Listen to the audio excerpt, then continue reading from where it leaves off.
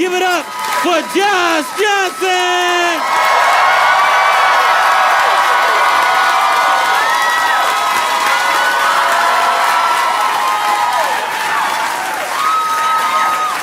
I don't know. Maybe y'all saw. Maybe you didn't see. People can only watch so much news, you know. But y'all saw the president at the UN. This is.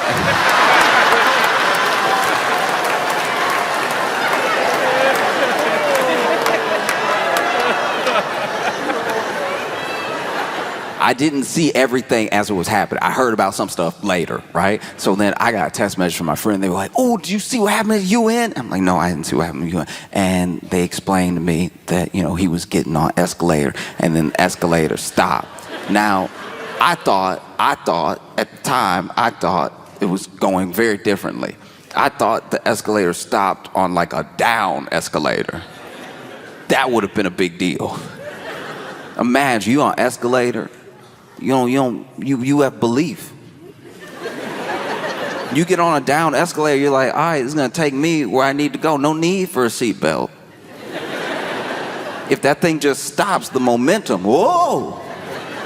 Now the president's falling down the steps, so I thought that's what happened. Then I watched the video and I saw that he just walked up to the escalator, stepped on the escalator, and the escalator broke.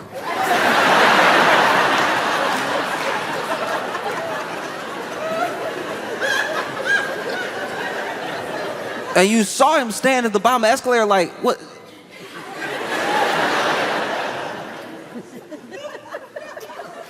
And Melania didn't miss a beat. She just started walking up the escalator. And so there were people that were like, this was sabotage. UN needs to be investigated. Somebody needs to be arrested, right? But then he made it up the escalator / stairs. And he went to speak to the UN. Went to speech for the whole of the UN. He's standing here, UN, over there. And as soon as he goes to start, the teleprompter broke. We know the teleprompter broke because he told us. As soon as he walked up, he told us, teleprompter broke.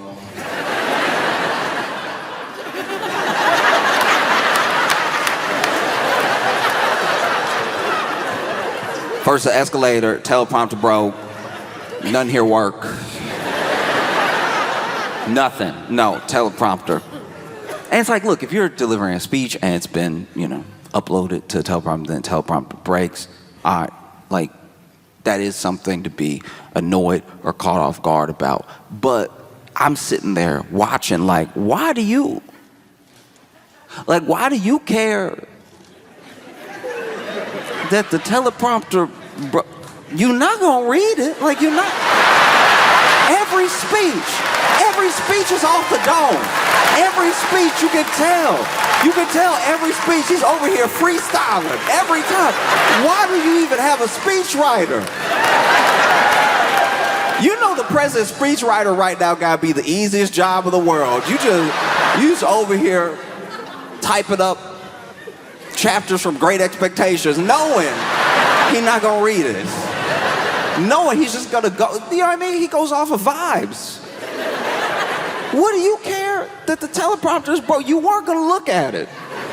You might have read the first couple sentences and then been like, you know what? I'm gonna speak from the heart.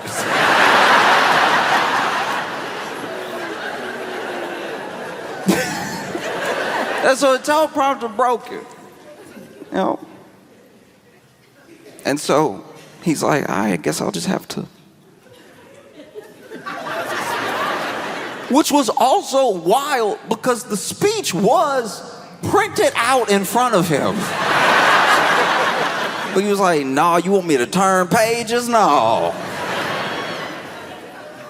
Then proceeds to, give this address to the UN, and depending on who you talk to.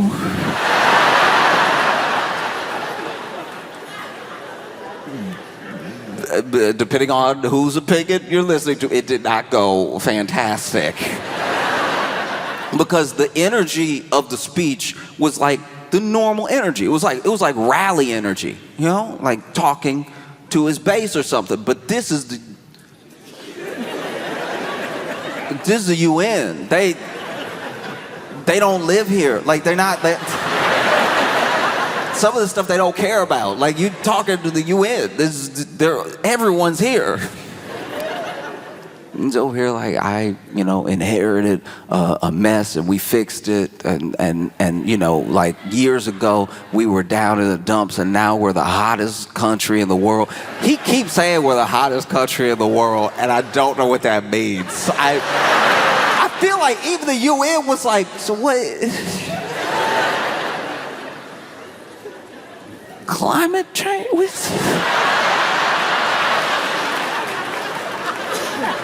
What does it mean, the hottest? This is also wild because, like, you talking to other countries right now. Why are you dunking on them right now? Then, dudes over here, I ended, like, 7 wars. And it's just funny because, like, everybody he talking about is there.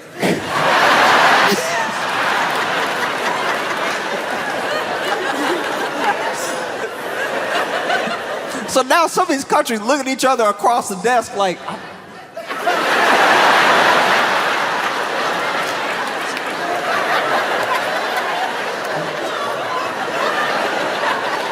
I don't know. I didn't even, what did I say? Nah, it was incredible. And then there was a weird thing. I think it was Brazil. He was talking about the leader of Brazil and how, like, first of all, this dude also tariffing everybody. So then he was talking about how he doesn't do deals with people he doesn't like, but then he had a good handshake with the leader of Brazil, so maybe they could work something out.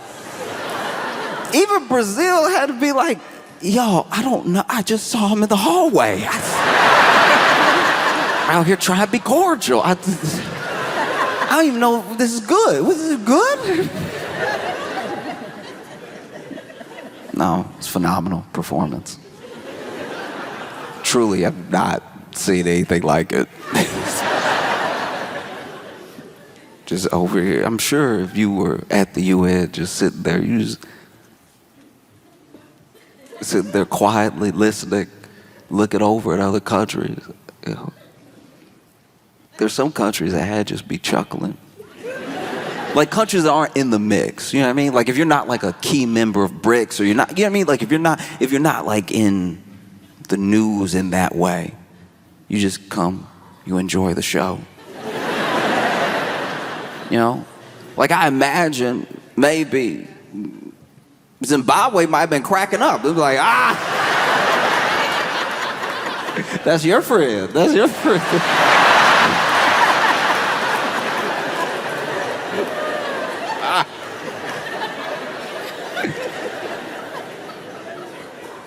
But that wasn't the only incredible performance. That wasn't the only press conference. Because they held a press conference because they found it. They found it. They nailed it down. They found the cause. That's what they said. No, gathered everybody together, got the press conference going on. Looked like it was in the Oval Office. Yeah. And they were gonna talk about the causes that they had found, the root cause of autism. This is what they said. And so, they walk in and you had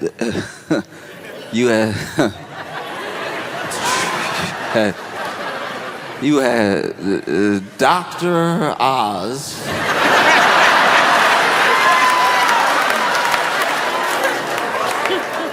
Dr. Osmosis himself.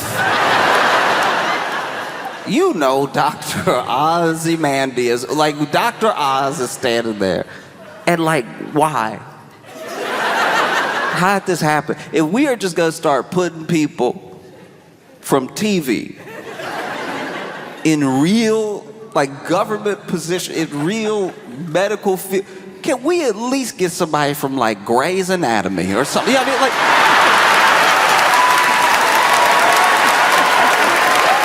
if we are already not being serious, can we not be serious better? Who is checking for Dr. Oz besides Oprah? Who is...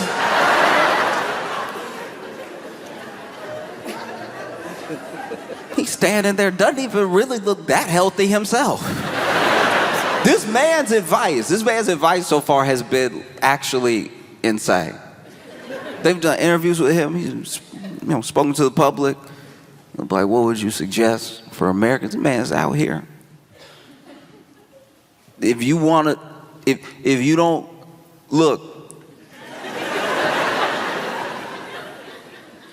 If you don't want to be sick, be healthy. I wish I was joking. I would, like, I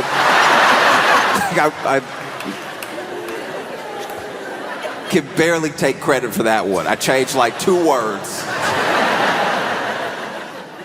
So you got Dr. Oz from TV on one side. And then you have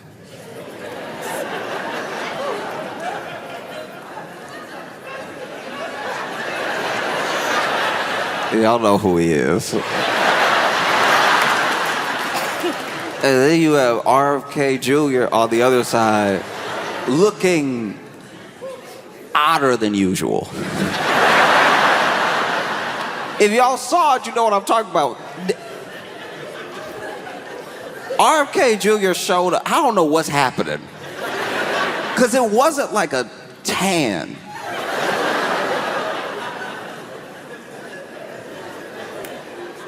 Like, he looked like a bruised blueberry. Like, he looked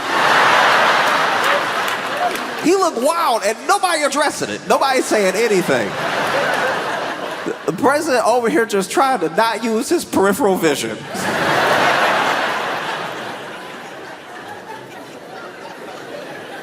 RFK Jr. is white. No, that is a white man. He's white. He's a white guy. But that's the first time I've ever seen a white guy and been like, he is colored. Like that.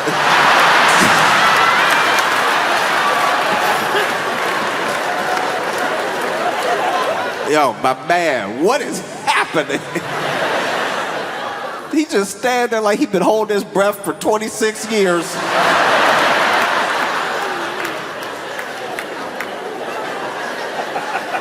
This is very bad. And then, I don't know who told him. I imagine it could have been somebody, higher up, but it could even just been an aide that told the president, okay, you're going to give this press conference, you're going to talk about links to autism, and what you need to do, this is very important, for legal, this is very important for a lot of reasons, what you need to do is say the name of the drug. Then you can go on and say the brand name. But you need to say the name of the drug because the drug is what we're saying is the link, not one particular brand. So there are other like store brands that are this drug. You need to say the drug. Say the drug. You have to say the drug. Okay? Say the drug. And I'm sure he attacked it with that regular, bravado. I'm gonna say it, whatever. Get out of here. Let me work. Let me get. Let me get in the zone, all right? I got you in my ear. I got him over here being purple. Let me work.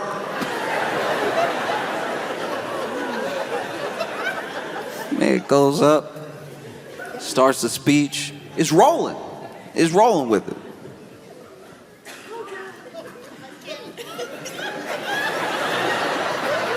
And then he hit a more than 8-letter word.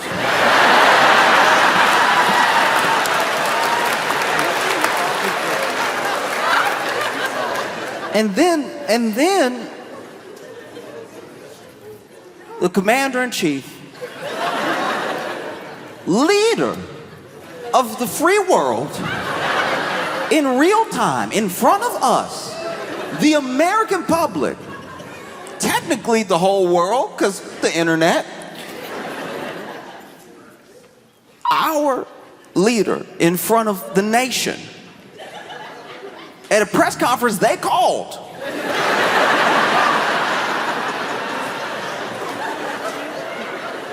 Our leader in real time sounded it out.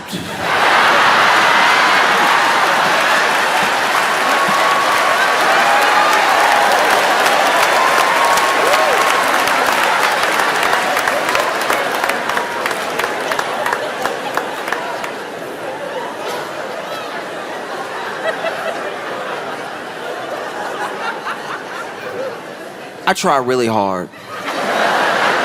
No matter who somebody is, no matter the background, no matter the situation, really treat people like equals, not like look at people a certain type of way. We all struggle. We all have our different strengths and weaknesses and everything. But I'm just going to go out on a limb and say it. If you are 80 and you haven't attacked a word before, maybe it's just not a word you ever going to get. Like if you... It's late. It's late for him to be sounding out new words.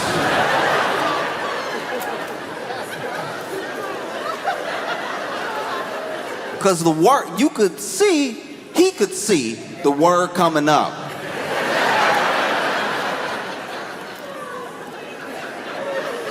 And sounded it out confidently too, just over here,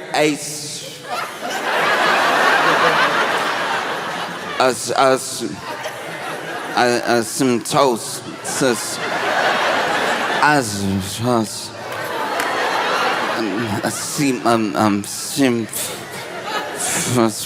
and it's not like it was in the mic. You couldn't hear it into the mic, but you could tell Dr. Oz was standing there trying to do hard ventriloquism. Just...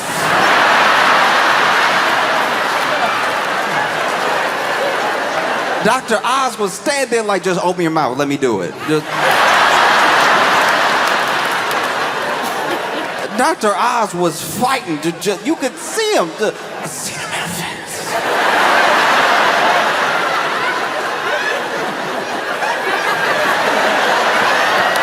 I see him in the face.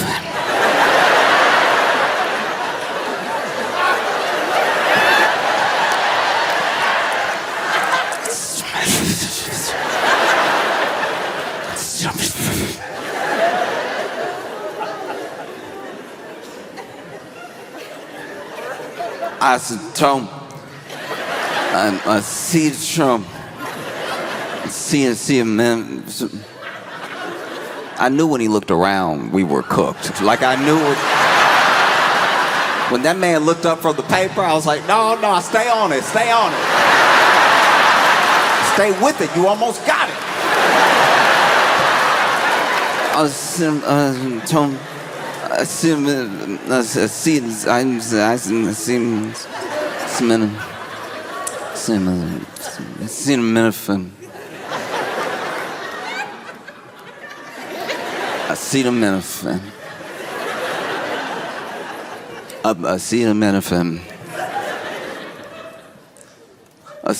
Tylenol, and like that.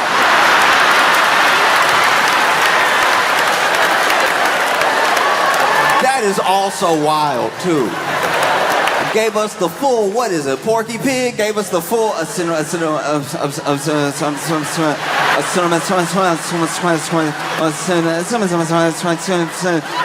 Tylenol. And he was hitting those T's, that Tylenol, extra hard. He was getting his payback with those T's. Tylenol, don't take that Tylenol. When y'all see Tylenol, because it was rough. It was rough. It was like you've been in third grade before. You remember when a teacher, I didn't even know this at the time, but it was basically when a teacher had like a hangover, and so then the teacher would just make y'all read the book to each other. At the time, I really thought it was about learning, and now that I'm grown enough to have friends that are teachers, I'm like, no, you had a bender. That's what this is. Don't try to put this off on the students. You seeing double right now. And so it would be, your turn would be coming up. And you would do a thing. Somebody would be reading over here, and you start counting people and counting paragraphs. And then you read ahead a little bit so that when it's your time to read your paragraph, you're reading your paragraph all fast and everything. People can't even retain the information. Then, there'd always be that one kid.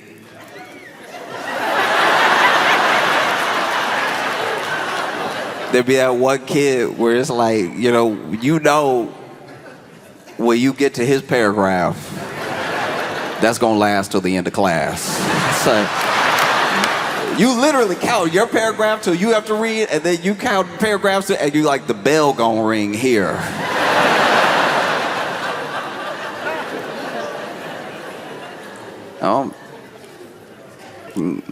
Sometimes to be a kid, everybody learns differently. We all have different abilities, and you do your best to be as patient as possible. I remember, I had one kid in my class that we would do that, and then his paragraph be coming up, and as soon as his paragraph start, everybody's like,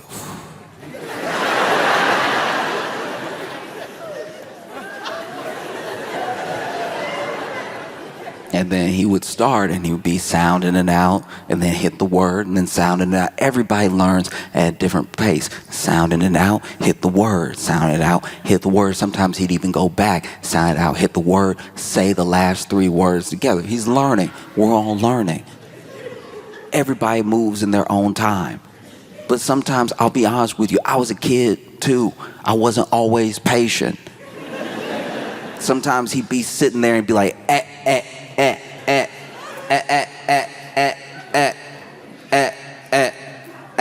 and I'd be like, it's A. You already hit it. It's A. There's nothing left to do. It's A. It is A. You did it. High five. You did it. It's A. It's only A. And then you grow up and you mature and you realize that everybody's good at stuff. People aren't as good at stuff and everything. Because I'll tell you what, I could read, when I was a kid, I could read, very good at reading. My math wasn't great. So then when it came to math, it was me who was like a little bit behind all the time, especially when we got to like algebra. Because I could factor a little bit. I understood denominators and stuff like that. Like, I felt like I was keeping up and everything. But when we hit algebra, all of a sudden, the tables were turned. This is why you have to be as patient with people as you want them to be with you. Because I'm sitting there. And for the first time, there's letters. There's letters in the math problem. But I'm sitting over here like,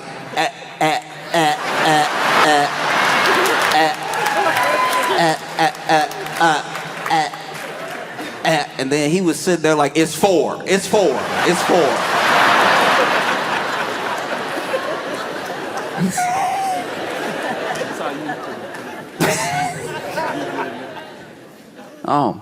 And so, he's over there. He went ahead and dunked on that acetaminophen, and then went ahead and started saying Tylenol, started describing to the people things that were not on the paper in front of him. Which is why you definitely shouldn't be upset when the teleprompter doesn't work. You know is what you're gonna do. This man was just throwing out all types of wild claims. This dude was like, hey, look, The Amish?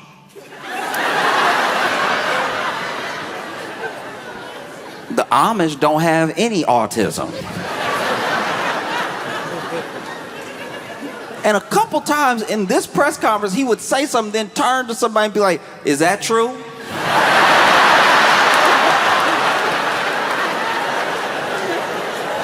My man, no, it's all on the paper. They put it all on the paper. You had RFK Jr. turn from purple to red. Because then he just started going off on like vaccines in general, you know, and just started saying like, look, you know, it's too much. It's too much. And he's not the first person, he's not the only person to be saying that. It's too much at one time. You know, you got those beautiful babies and you shooting them up with 80 shots of liquid.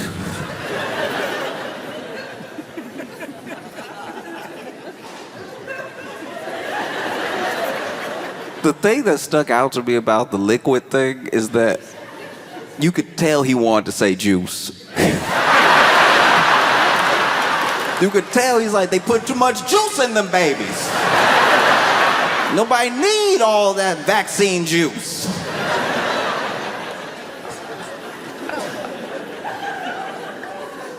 No, it was truly wild. And then it was over. And then it was over. I can't imagine what it must have been like to be on the board of Tylenol. If you're on the board of Tylenol watching this press conference, you over here probably on a whole roller coaster of emotions. Like, at first you'd be sweating because they had let it slip several times that this is basically what the topic was going to be and what was going to be said. It had been like, you know, pieced out, little flavor, little sprinkle here and there for the media all the way up until that press conference, right? But then, when they actually said it, I'm sure Tylenol was stressing when they said this is what the press conference was going to be about. This is what they were going to talk about. You work at Tylenol, you sitting there, edge of your seat.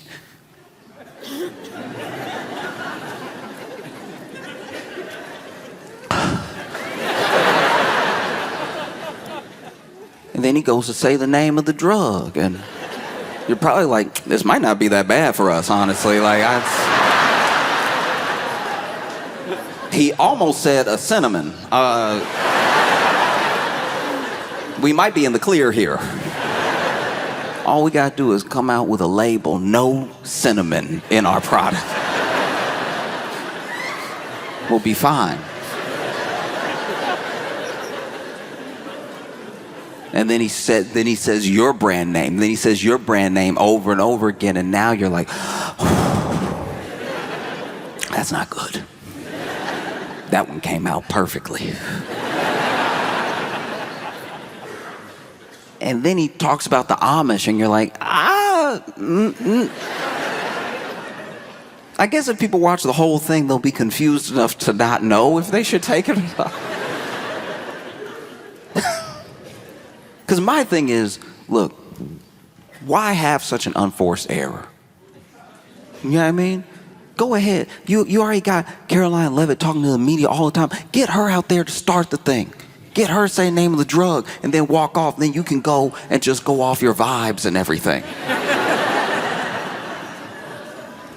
You had two people on either side of you that probably say the name of the drug all the time. Don't let him, but let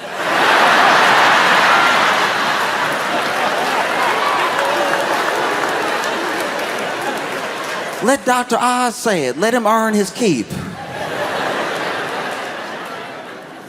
No, he over here supposed to be a doctor. Got the shortest name I've ever seen. Because I do my best to be up on the news, but I don't always want to talk about, politics and stuff. Sometimes there's stuff that happens that has nothing to do with anything political, and it just warms your heart to see it. You'll see a news story that captivates you, and it doesn't take you into like any sort of polarized position, Like I saw this South Carolina teacher that got arrested for using fart spray on the students as a punishment.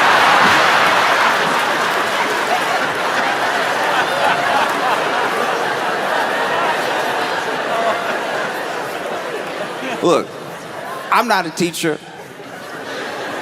I come from like a family of teachers, people that work in education. And like kids have always and will always drive adults insane. It's like part of the bargain that we have. Is part of the truce, you know? It's like y'all won't do a Lord of the Flies. Y'all just be bad in school and we'll pay the bills. And like, I can't imagine what it's like to teach, especially now. You have kids who genuinely, because of like lockdown and COVID and stuff like that, missed out on little pieces. You have adults now who missed out on like a full college experience. You also have little kids who missed out on having their friends over and, being able to socialize at a very specific point in their life. So everybody's been like knocked off their kilter a little bit by COVID and by lockdown, not being able to just be with each other. That's just, a fact. And because of how school was going in that time, you have people who are really behind because they didn't have that special attention. You had to do school on Zoom with a bunch of other students, and maybe a kid needed help and they couldn't get it immediately, not in the way you can get it when you're present, I can't imagine what it would be like right now to be in school, sitting there, trying to do my algebra like zzz, zzz, zzz, zzz. And so then the kids come back to school and, some of them are excited to see their friends. Some of them are still trying to learn how to socialize. Some of them, maybe aren't as affected as others. But kids will be kids. Kids will be loud. They won't listen, all that stuff. And then what do you do if you're a teacher? You got teachers out here fighting for their lives just to try to teach you some English.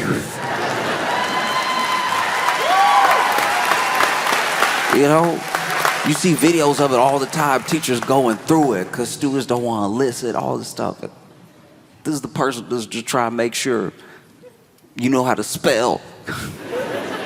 So one day,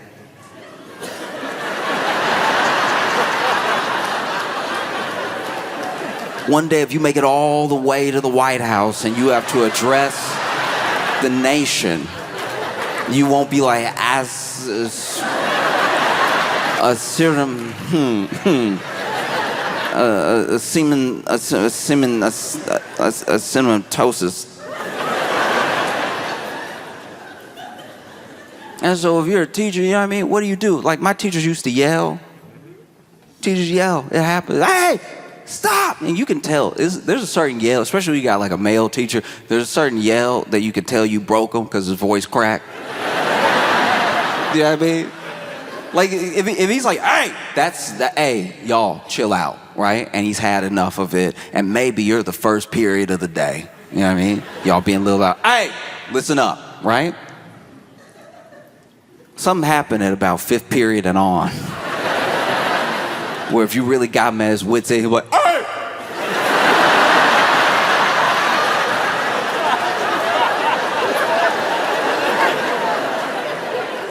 Can't even help you people. That's how you can tell. That's how you can tell when a teacher really at the edge, when they just start talking to the students like they are society. Like it's like you do your best, You go to a state school to save money because you know you're not going to make it here, You got a passion for Spanish, so you try to teach it to you knuckleheads. Just truly, teacher ready to cry. Over here, you get that third shut up. Sometimes that third shut up doesn't have any bass behind it. It sounds a little bit, shut up!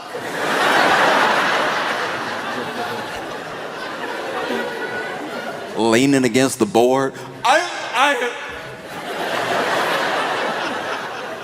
don't know what to do. And so what do? You know what I mean? Yelling doesn't work. You can't hit them. Somebody came up with a plan. Somebody was like, y'all don't respect me? Okay, y'all don't respect me? You will respect this.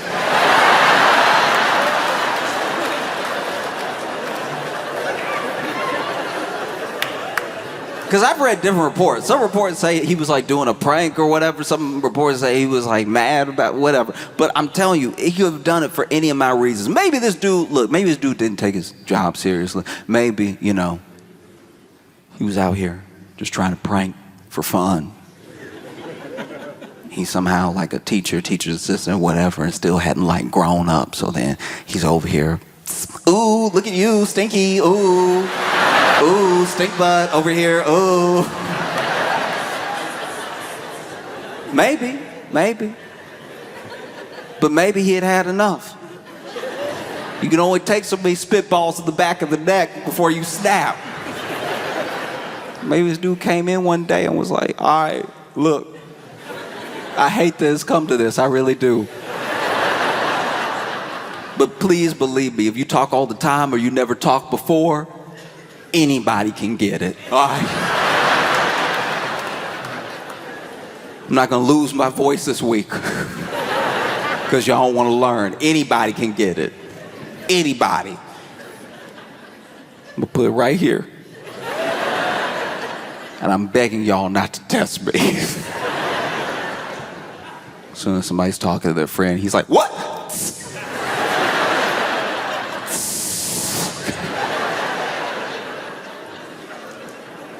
He must have been brandishing it. He must have been wielding it because apparently, like, from what I read, like 100 parents complained or something.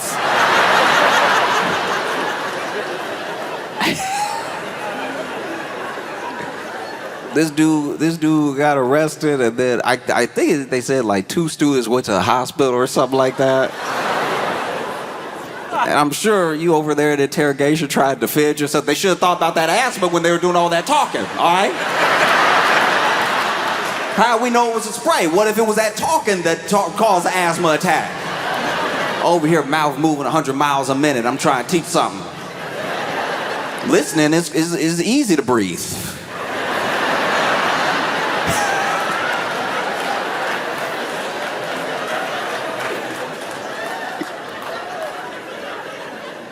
Because I wonder how much he must have done it. You know what I mean? Was it just off of anything? Just one little noise? Huh? Or did he wait? Was he like writing on the board, letting the chatter sort of build? And then that's the thing. When you're a kid in class, you always think you're good if you're just not as loud as the loudest person. But that noise rises the entire level of the volume, because now if everybody's talking a little bit, somebody's going to get a little bit more confident, get a little louder. Everybody starts talking a little louder. And as long as they're not as loud as the loud one, now everybody's basically screaming just so they can hear themselves because they're all doing so much talking. And next thing you know, he whips around, hey!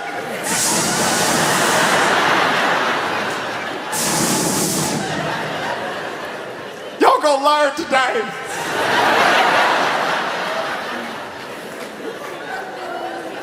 Because even the school said that he did $55,000 worth of damage.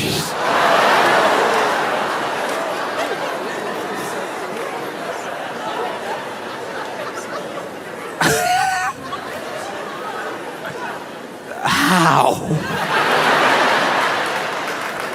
It must just be in the walls now.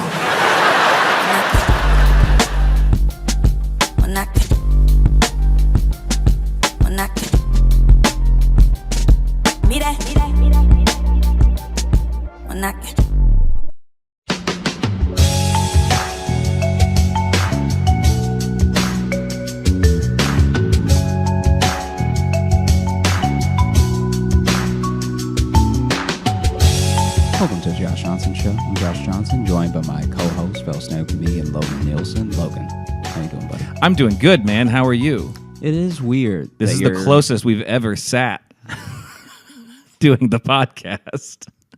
Yeah. Yeah, it's weird that you're here because now at least at the Hurtful. Well, at the other place I could turn to you. Like any other time we've been together before this, I could turn Right. to you, look at you, whatever. And this one, it feels odd to look at you because you're too. Well, it's because we're doing the video version and we're only doing it on the one camera. I'm explaining to the listener. I'm with you, but So we had to sit a little bit closer. And I'm just going to go ahead and throw an arm around him. do that, Oh, please. come on. You love it. We're buds. if you have to tell someone they love it, they don't. As a general rule, if you have to say you love it, they fair. probably, That is fair. You know. That is a fair statement. But this guy, though, he does love it. I've never felt him like pull away so hard. You tensed up there. Yeah, yeah. Because Let's talk about your problems with intimacy. I was talking and about how why- I didn't love it before. And then you. But it's fine. It's okay. That's just Yeah. how how you are.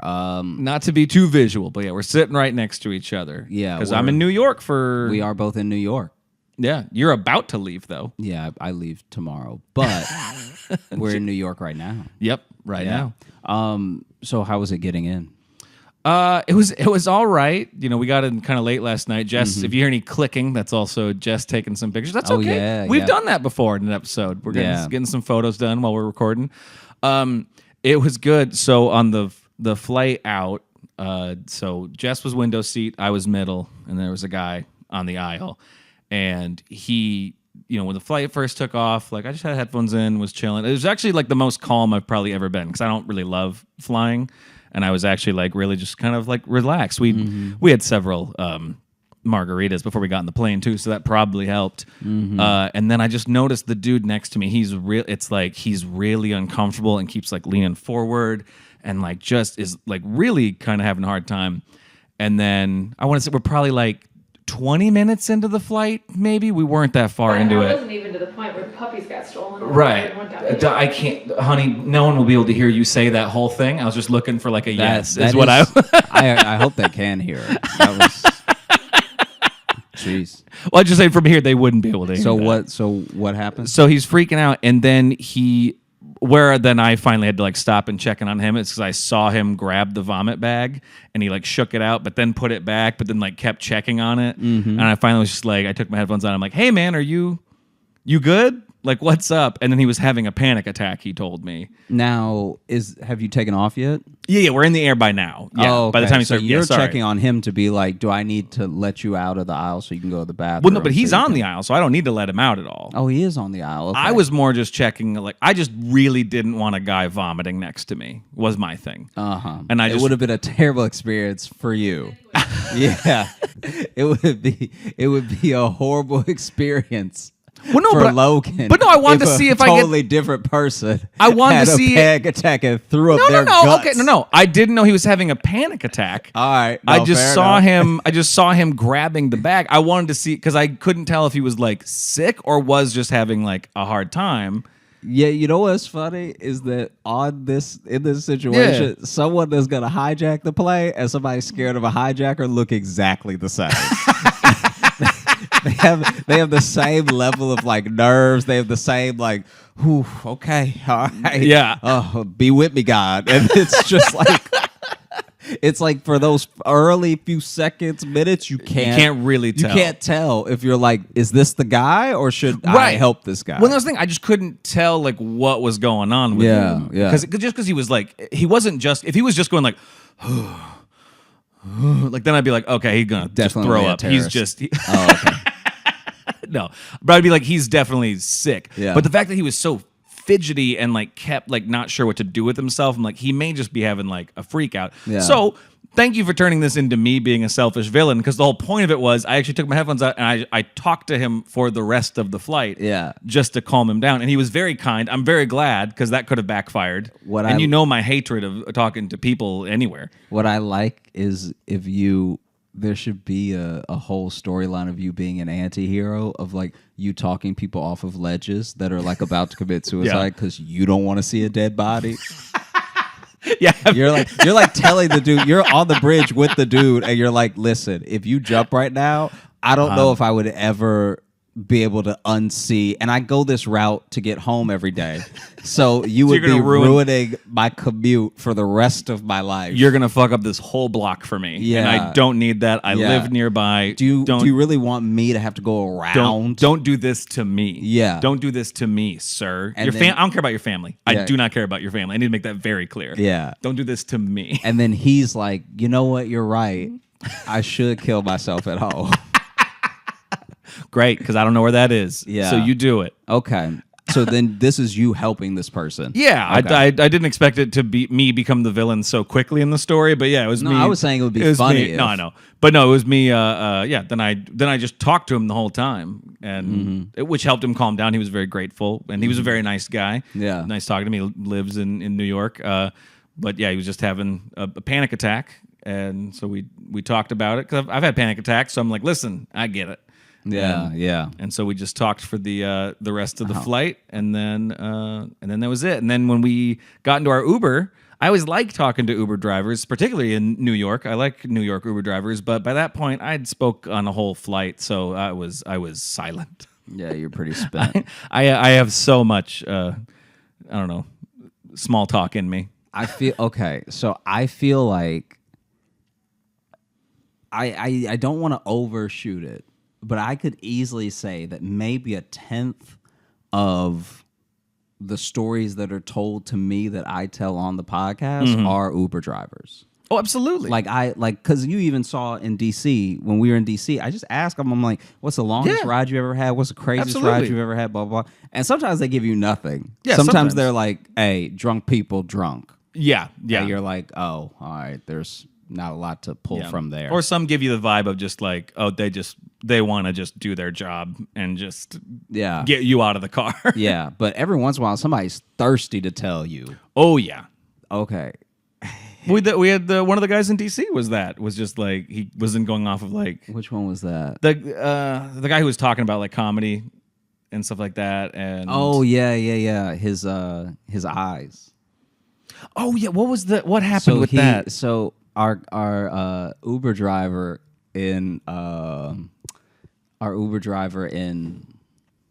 DC, or maybe we were in Arlington for this one. I mean, they're right next to each other. And he was telling us, this is so funny. He was like, I got the new iPhone, but they were trying to upsell me. And so I wasn't sure if I was making the right decision, because then some guy that was trying to upsell me was like, no, you got to get the latest version because they're out here playing games with this middle one. You got to get like the tip top, and you got to get the most memory because you don't know, it could be the end of the world. Like the dude was like really upselling him. And then he wasn't sure if he should even get a new phone because it's not like his regular phone was broken. Then he gets the new phone. Yeah. And it was like the newest yeah. at the time. Then he plugs it in, and it's supposed to have this great battery life and everything. And He kept saying he was looking at it, he kept saying 50%. yeah. And no matter how much he charged it, no matter what he did, it kept Yeah. saying battery life 50%. And he was like, what the fuck? And it went to 50% early in the day after Yeah. him charging it, which was especially why he was like, what's happening? This is crazy. Yeah, this is supposed to be a better battery, but it's only at 50% ever. Yeah. And then he finally put on his reading glasses Yeah. and realized it wasn't 50, it was 5G. It said 5G in the corner. Yeah, it had been saying 5G all day. All day. And he was like, this battery trash.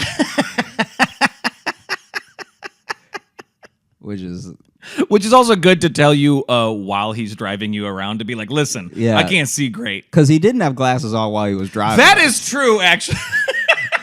Now So that you then- say that, he was not wearing glasses. Because he told us at the end of the trip, he told us all this. So at the very end of the trip, he's telling us this story. So outside of that, we're just chatting about comedy, stuff like that. This is the last story he tells us before we get out. And as I'm getting out of the car, I look at his face, and I'm like, this man doesn't have glasses on. I didn't think of that until this second, till you just said that. I couldn't that he stop thinking about that. I thought about that. I thought that's also, I don't know. I thought that was also on your mind. I was like, this man's been driving us around blind No, I didn't think about that at all. Because he drove us from Nando's to the venue. So Yeah, it's yeah, not yeah. like, because here's the thing. When you're doing that, so when we were at Arlington Draft House, the hotel is very close to the club. So Super then close. It's like you could walk, but it's a 20-minute walk, or it's like a 5-minute, cab. It's very Uber, hot, whatever. too. You know what I mean? Yeah. So we kept taking the Uber because we Yeah. were like, it's nothing, It's like $6 and it's a quick conversation, whatever. But this time we were at a restaurant and then getting the Uber from the restaurant to the venue. And so that was like and he had to get on the highway at one point and then get off of it. The idea that he just did all that and he maybe couldn't see. With no sight. Yeah, Yeah. I didn't think of that till just now. That's amazing. Yeah, in that area, you have to just constantly get on the highway too. It seemed like if we wanted to go anywhere, they had to do that little circle.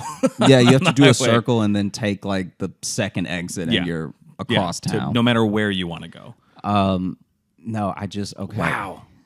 I did not think of that till because now it's like this is a week later. My life is flashing before my eyes. A week later. Yeah, dude.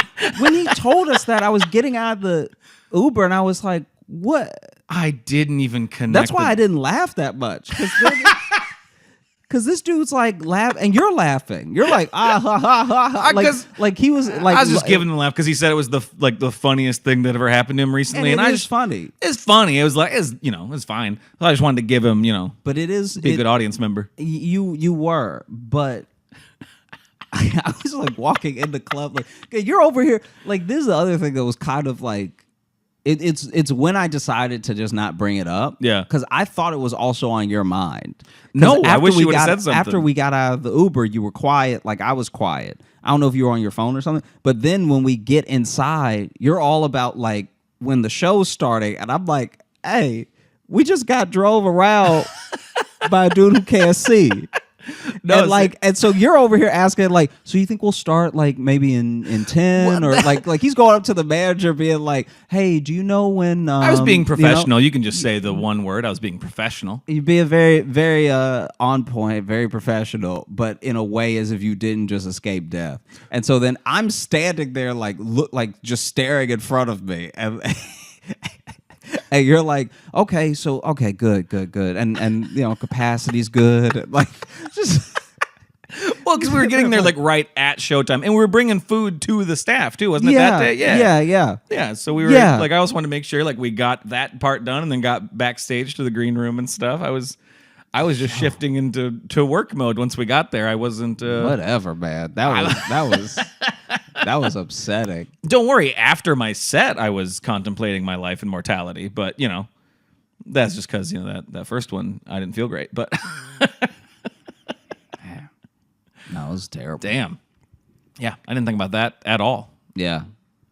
I wonder how they had the Uber papers come out this week. Have you seen that? No, what was that? Oh, it's pretty horrible. Tell me about it. I don't even know enough about it to talk about it at length, but basically there are these internal papers that I guess got leaked or they're maybe court documents in a lawsuit or something, but basically the public now knows that Uber knows as they expand that they're like crushing the economies of like the places that they move into as far as like the gig economy there. Right, like, yeah. Like they already know, they're smart enough to have done the math to know that you're not going to really make the money that people assume they're going to make. And then there's also something about how they leveraged a thing going on in South Africa where the cab drivers there were getting very like agitated and sometimes maybe even violent around Uber moving there and everything. Oh, okay. And they leveraged that to be like, see, why do these people not want you to have good prices? Like it was kind of like it was vilifying them. Yeah, and so they've done a lot of stuff like that a few times, and it's all in these documents, and it's kind of crazy. So I wonder if there's Didn't know just a about that. floating document out there of like, hey, Sam can't see, right? Like I would love if it's all like super technical corporate stuff, and then just this thing about this one driver who's been driving people around with not the best Yeah. eyesight. And he also keeps telling people He tells people, he's so honest, he tells every ride he's been in. his driving is fine. He needs to just stop telling people 'cause These eyes are not it. They wouldn't be worried about it if he didn't tell them. Yeah. Huh. So that has also been on my mind, along with the Those two things in Yeah. tandem. yeah. No, yeah. So you took the Uber. You were quiet in the Uber. Correct. What was the experience like from then to now? So you took the Uber late to get to your Yeah. Airbnb. Right, yeah, because we didn't get into town till like a quarter to midnight or something. So, Okay. so then we just got to the Airbnb and we just, I don't know, went to bed, and then we had a pretty lazy day today because we were here all week. Well, I'm here for 3 weeks, but Jess is here for the whole week too. And then, today we didn't really do much that's worthy of a story. I don't know. No, it doesn't. Had a good sandwich. Yeah, it doesn't have to be worthy of a story. Yeah, that's about it. You're gonna probably have plenty by the time you. Oh, by the time I leave here, I'm gonna be a changed man. Yeah, I feel like it is getting a bit more intense in the time since you were last here. Oh, good, Jess. You hear that? There's It's more intense now. Does that excite you? Okay, good. Yeah, she's nodding. There's- She looks very excited and not worried at all. There's a level of tense that's here now that's just a bit extra, where it's like What, like, in what way? What are you noticing? This. Oh, I wish she wasn't Like- in the room. She is not happy. well, like I was on the train. I mean, I think all three of these are going to be on the train. I was on the train. Three of these. and, Three intense stories. This guy was talking to himself, and he was talking to himself very aggressively. So whatever he was going on in his head, even if he was a wild dude just talking to himself, he was not being kind to himself in these moments, you know? So whatever inner demon he was talking to, he was calling it by its demon name. Like he was cursing up a storm at himself. He's really like looking down. Whatever He's not- argument he was having in his head, he was losing. Yeah. It's rare you lose the arguments in your own head, but he found a way. And then this random guy is like, "What'd you say to me? What'd you say to me?" And then he looked up and he was like, "Not talking to you, dog. Talking to me." And the other guy was like, "Oh, okay then." And then they both carried on being very angry and quiet. Now and it's like that is that actually thing though that's a beautiful story in my mind. Oh, there's a moment where it's not beautiful, where you think they're definitely about to bite each other. Oh, no, for it was sure. it was so for no reason, because it's not like the guy was being like hella loud. Right. So that other guy had to be loud to get his attention, to be like, "What are you? Yeah. Who are you talking to?" And the guy was like, "I'm talking to myself." Right. And the thing that I appreciate most about that thing is that initially I thought this dude was like out of his mind. Right. You know what I mean? And then it's nice when someone is out of their mind and then shit. they Hang snap. on. What's up? Hold on. No, the camera went out of focus because I moved. It freaked out. I had to get my phone and it freaked. It's Speaking of glasses, there we go. Look good. All right. it's nice when someone is like out of their mind and they actually snap into it for a second. Yeah, especially there he snapped into it to alleviate a potential conflict. That's rare. Yeah. That's And it's super rare. I feel like before he would have just talked to himself and no one would have said anything. I feel like that other guy clearly wanted a fight. So the other guy is the new tension. That's what I'm saying. Yeah. Just not letting him be and do his thing. Yeah. Yeah. And then also, this is maybe when I came back from Arlington, there was a guy who had a bag of sodas, Okay. right? But not like a bag full of cans of soda. I'm talking about he had a genuine bag full of liquid. Full of loose soda. Full of loose soda. So he had a bag of soda that was like clearly a bunch of sodas. Right. Because it wasn't dark brown enough to be just Coke, but it was light brown. and it was like Okay. okay, this looks like it could be. I mean, maybe it was RC. Who knows? I was gonna say RC or maybe a Lipton iced tea, But it seems like a bunch of sodas a bunch of In this- something you don't want him spilling in right this now. clear bag. Yeah. And the bag, I don't know how this man did it, but the bag is tight. The bag is like So you say a clear bag is like a clear shopping bag, yeah, or a clear shopping bag like tied up in a knot up top, full of soda like where you can see the bubbles. so it's definitely carbonated. It's definitely carbonated because you can see the bubbles. He's just got like a bag of soda. I feel like I've told you about something like this happening before because I know one time I was around this dude whose soda spilled in his bag and then it was like full of soda. But this is that one I different- remember, but this is pre-spilled in the bag. This is intentionally poured No, this in is the bag. intentionally all in the bag. There's nothing in this bag but soda. And especially in a shopping bag too, and then like tied up like a bindle sack. Yeah, like in a knot. to hop the rails. Yeah, in a knot. There's just this huge bag That's wonderful. of soda. And basically, he's not like being careless with it. I need to point that out. It's not like this dude This is precious cargo. Yeah, it's not like this dude is trying to be reckless and dangerous with this bag, Right. right? Not threatening anybody with the bag, anything. But he's walking up and down the train car. And so everyone that's on the train car for more than a couple stops is noticing that this is a bag of soda. It's hard to not notice, I would gather. Yeah. Yeah. And we all just get tennis ball eyes. You know, like in a Wimbledon match where you see the heads go, like we're all just watching the bag go back and forth because everyone is perplexed where it's like, okay, so is this bag about to pop or spill or whatever, right? Yeah. And then after that is then just why. Why and how. We're all yeah, I'm gonna have to clear the music that drives by every now and then. Hopefully we don't get Billy Joel. a copyright strike Yeah. because of the random vehicles driving by. I think it needs to be more than 3 seconds to be a copyright issue. It does, I think. I think we're safe. Unless somebody just parks, Yeah. decides to yell up, and you hear nothing but the new Pusha Yeah. T album. And then we'll yell out then and be like, can you guys put on something royalty free, please? Thank Yeah. you. Just some jazz, please. Some jazz, some itsy bitsy spider, some That's not gonna help us. happy birthday over and over again. Maybe. That only became public domain a few years ago.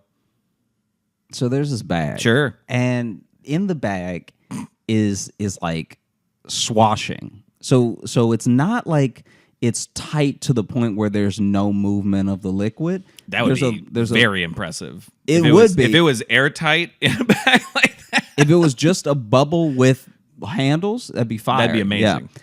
It's almost that, but there's just enough room for a little bit of swashing. He has not perfected it yet. And so he's going back and forth, back and forth, back and forth, and we're just wondering whose day is going to be ruined Yeah. because when this bag goes, it's gonna take a couple people with it. This is Like- an unfortunate game show. It's getting to the point where as he's pacing back and forth, and it looked like, I don't know if this is going to make sense, but he looks like someone who would have a bag of soda. Like I don't know how better to describe it, except he looks like a person who would have a bag of liquid that is Yeah. tied up, and he's gonna open it and I guess pour it on his head later, or just stab it with a See, and straw and go to that- town. Boy, that would be the best if he if he just pulled out and then drank the whole bag. Yeah, Would be amazing. But no, people do that with they don't Suns? stab it, but sometimes you can catch somebody with like a box wine, which is basically just a bag of wine. Just those little ones. yeah, just Yeah, to yeah. Oh, for themself, sure. you know. Yeah, no, that makes sense. It's meant for that. You can do that, but not No, not your homemade soda Capri Sun that you've made. And But he's what- like, I'm trying to imagine what he looks like, and I have an idea, but I have a feeling if I saw him, I'd be like, okay. Also, should point out there was a point where when I saw him with the bag, I obviously saw the carbonation, the bubbles, everything, but there was a split second where I was like, that man is like, I thought there was a bag of pee, and I thought Yeah. that he was very sick. Because if your pee is carbonated, you having too much cola. Well, and it's that dark too. That Yeah. man is dehydrated. That man is dying. That man, I don't know how he filled a bag Yeah. by being that dehydrated. I honestly think he must be taking this bag to the doctor to be like, listen. This is how much comes out, and it's this color. Yeah. What do I do? Also, it's fizzy. So it's fizzy too. if you can tell me what new thing I have, that would be great. And so basically, we're watching this dude up and down, up and down, up and down, and then finally this guy gets on with an umbrella. And Okay. just perfectly, as this dude is shaking out and tying up the strap of the umbrella and turning around, he turns into the guy with the bag of soda.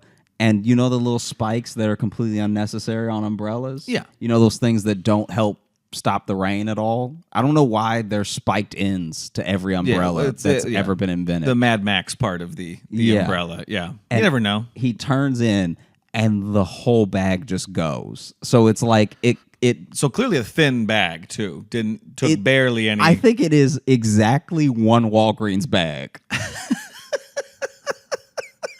that this dude has filled with soda. I'm surprised Bold. it wasn't dripping. Yeah. Yeah. That's the thing. If it was that ready to pop by being just touched by an umbrella. Yeah, so he touches with the umbrella, the thing starts to go. And a bunch of people shoot up and walk away from For sure. the splash zone. But that guy that was I felt so bad for the guy with the umbrella cuz he literally has it so he doesn't get wet. And now this dude's calves are covered in cola. Now he's wet and sticky, which you don't get from the rain. Yeah, now he needs rain. Yeah. Now he's gonna go outside and he's like, fuck, I really wish it was raining. Now he's just gonna go outside, back of the leg first, moonwalking in the rain to try to get some of this sticky. That would be because this guy doesn't know what it bold way to is. travel. This guy He's new. just He's got new. on the train. One second, let me check on him. That's all right. Dog break. Should we pause the I'll- video since it's gonna get weird when I get up? Sure. I'll just say dog break.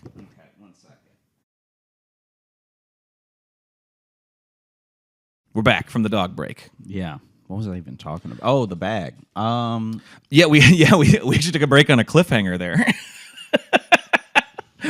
What will happen next with the bag of soda? Stay tuned. So the bag explodes like It like popped. It Like didn't pop. just leak no, it didn't just leak. because that would have been very funny. It Because he would have tried to catch it and it would have still been dripping, and then like No. another one would have poked open. my man, this dude's bag. This was a water balloon, a soda really, balloon. It really split. And so then it just is rushing. And honestly, A torrent, if you will. more full than I gave it credit for. He got a lot of soda in that bag. He got so much soda in the bag that like so much came out it felt like a cartoon.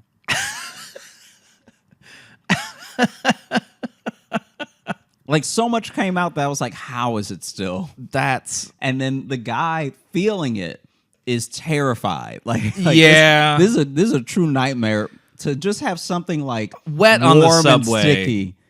warm. Yeah. Was this heated up? I mean, I don't think Soda? it was heated up, but if you're walking around with a bag of soda, In I the can't summer all imagine day. you're keeping it cold. Yeah, that's fair. So he filled this a while ago, and then which would be impressive if he had it all day, and this is the first trouble he's run into. Yeah. Or maybe the initial trouble was why it ended up in the bag. He was carrying a 12-pack, and then they all burst somehow. I don't know who I feel worse for. Because if you're carrying a bag of soda, that means it's your only option. You don't have another container, you'd use it. That and it also means that soda is important to you. Mm-hmm. This soda means a lot. I'd That like it to needs think to he be. made it himself. That's a whole other upsetting scenario. That this is his homemade soda. He finally had the meeting with the big soda company for them to sample his flavor. and he didn't realize, like, oh, I just ran out of my last bottle. I just ran What my do I last have? bottle. Maybe they like plastic flavor. I need to get down there so they can sample it and it can be in stores. Oh no! And so then, basically, that guy freaks out. A bunch of people jump away. It reminded me of, remember when we saw that lady throw up? I think about it every day. It was exactly like that, where people calmly ran away. Just like yep, they calmly rushed away. Yeah. Yeah, because that lady vomiting was that she just did it very calmly, and we're all like, well, all right, this is what's happening. We'll all scoot. I know we've talked about it on the podcast We before, absolutely have. but what I love about that lady vomiting is that she went there, sat down with just a bunch of meat she just bought.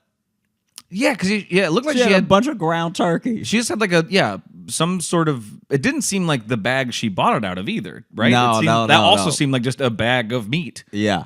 That was she eating? I'm not sure. Yeah. And that's why she threw up. You're not supposed to eat raw ground beef on a moving train. I mean, too many stories converge in New York. Like, every place should have one of these people. You know? There should be a soda guy in one state. There should be a meat lady in another state. They can't all be here. Well, this is where they come from. Then they spread out from here. Yeah, it's really upsetting. And then, like, now you just have a train full of soda, too. Because now that whole area is just wet. Oh, yeah. Okay, everyone that's been to or lives in New York knows what I mean when this happens. It doesn't happen every day, thank God. But there will be a time happens. where you're on the train and someone's bottle or can has spilled. And so now we're all with our eyes watching the trail, the uneven trail that the liquid makes. And you're checking, is that liquid coming to me? Is it taking a left? Is it going straight? Yep. And I wish I was better at physics. Wish I knew more about fluid dynamics to know where this is going to go. I don't know how that would help in this situation. I feel like you could look at it, now you could have an idea of maybe what grooves, what. Yeah, that's also when you know you've been taking the train too much. When you're like, oh, we at Hoyt Skimmerhorn, this liquid about to take a left. No one wants to be that well versed in something that nasty. But yeah, the train was full of like I had to get on a different car, which I should have done. Yeah, but you way want earlier, but I wanted to see you the end. exactly. No, you I just stayed. wanted to see it pop. That's why we all stayed on. Absolutely. We were like, who fills a bag with that much liquid and gets away with it? Because honestly, even yourself, you're like, even if it's me, this is gonna be a hell of a story. Like, Yeah. but like, yeah, that's of course you stayed to see if it was gonna. I Pop. mean, if it That's was why me, I think I'd be in jail. I don't think I would just let someone leak hot soda all over me and not lay hands on them. So you would have beaten the man with your umbrella. I think I would have tried to choke him. Wow. I think like wow. I'm not a violent person, but it's so random that I think you're allowed to lay hands at that point. It's so random. You're allowed a random act of violence. It's actually so odd and so rare that I think even a monk would be like, I renounce all violence except if I'm on a train and someone splits a bag of hot cola all over my ankles. Then I can go to town on them. I am against violence unless you fucking spill on me, and then it's on. Then it's on. Otherwise, I will not crush a fly, but I will not be sticky. Yeah. I won't even be mean to a cat, but if you get cola all over my calves, it's over, kid.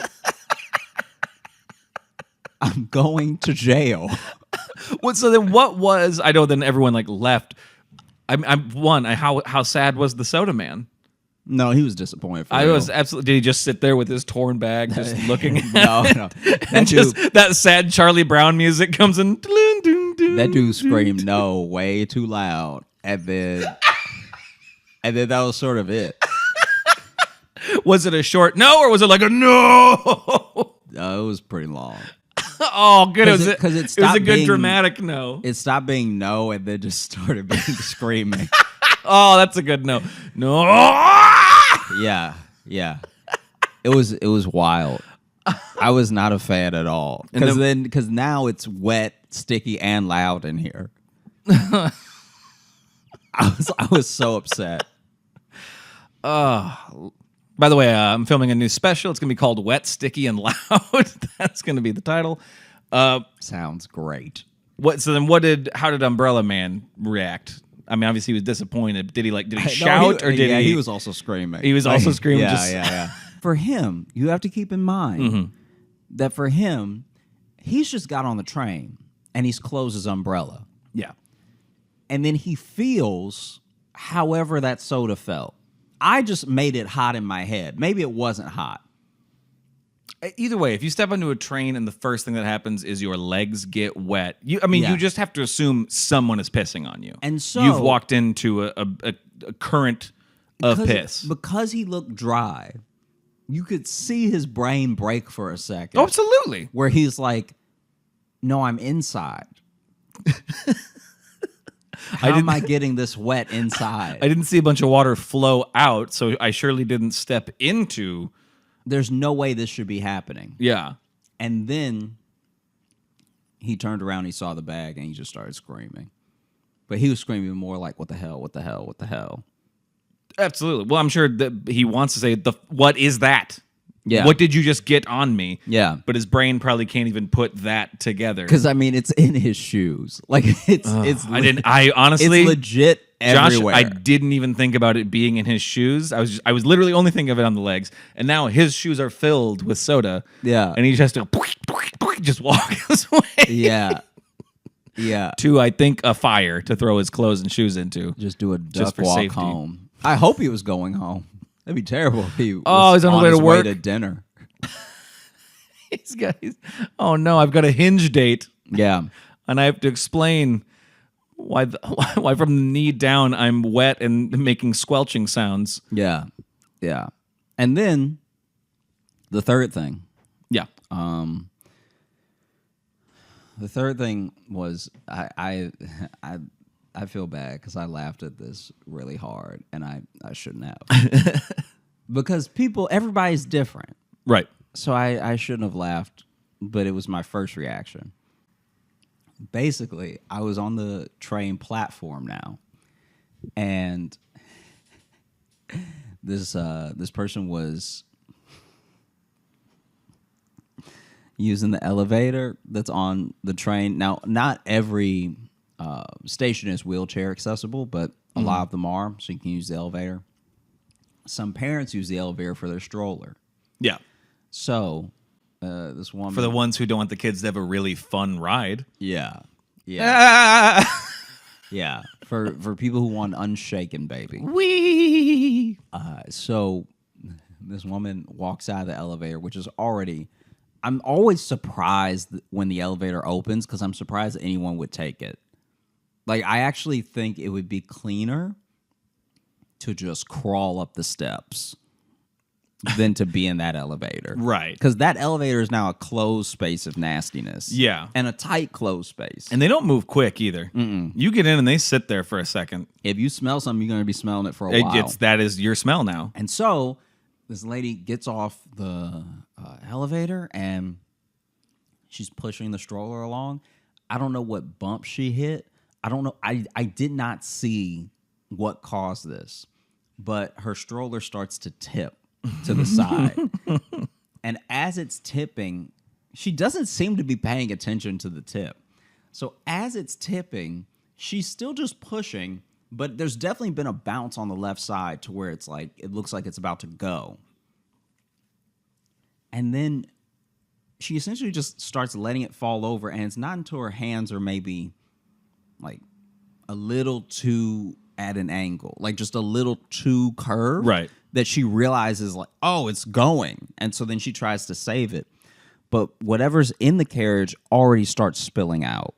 So it looks like this kid is about to fall out from the overcorrection.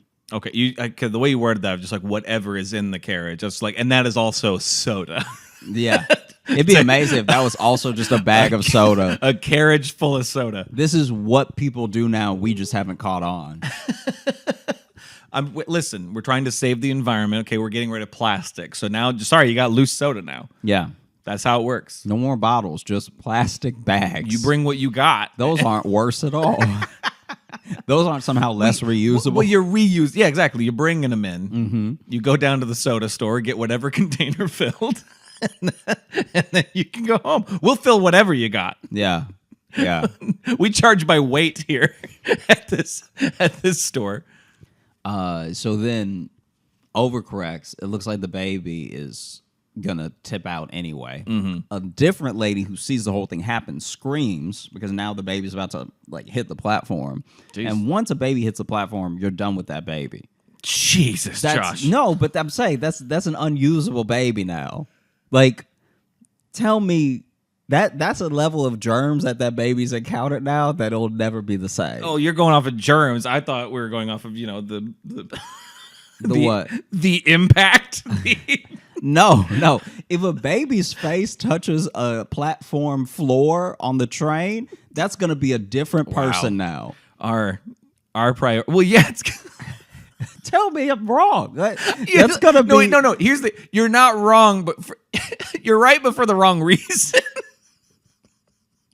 I'm just saying. It's like if I'm just saying they have soft heads is where I'm coming I wouldn't from. even talk like this if when I was a baby, my face had touched the floor of the platform on the train. God.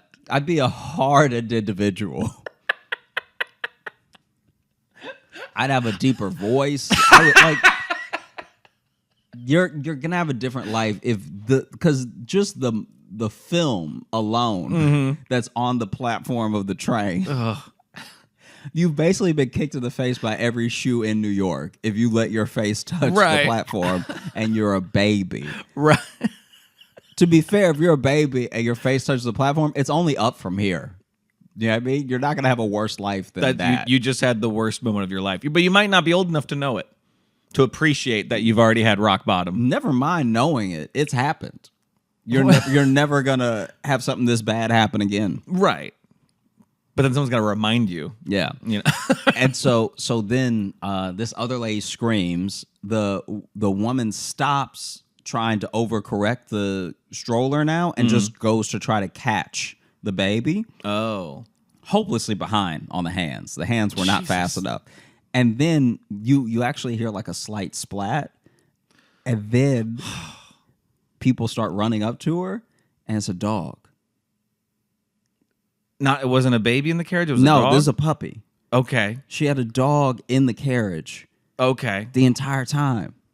Okay. And the way that some people lost concern and the way that some people got angrier was amazing to watch. I bet I can tell you racially who felt what. Yeah, I can tell you exactly what camps. The amount of people, because we're also only talking about like 5-7 people, so it's not like the entire train ran to check on this woman. Yeah. But the amount of people that ran up and like it happened to me as well because I didn't run, but I just was walking towards see if they needed help. And I wish I could see the face I made before I realized it was a dog. Because when you think it's a baby and it's a dog, it messes with your brain in a way that you're not even registering the little like limbs that you're seeing. Yeah. And because as I got closer, I was like, this is a hairy baby. That's what touching the floor does is you you immediately morph. That's one of the Animorphs. It's just Train Kid. That's what they have in the prequel they did to Animorphs. They get the power by licking a subway floor is what happens. And so I'm like, even as I'm kind of like walking over there, like, I'm embarrassed to say I didn't run to help. But even as I'm sort of lightly strolling over to see if anybody needs help or, like what the damage is, anything, I'm just seeing now, because it was still as well, which didn't help because now that's a jarring visual. Yeah. And it doesn't seem hurt because when it gets up, it just shakes and it's a puppy, fine. and it's just like, what happened? Yeah, but for us, we're like, oh my gosh, that baby. Oh no, that furry baby died. Oh no, that ugly baby.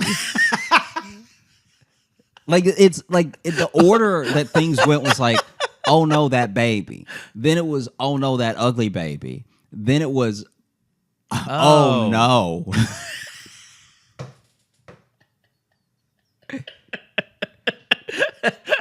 And then it was, oh. Oh. And then for some people it was, And then oh. and then if you're white, it was oh.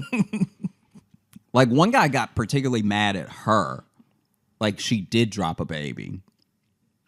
like she tipped it on purpose, or No, he was like being weird about this. Like, it's okay.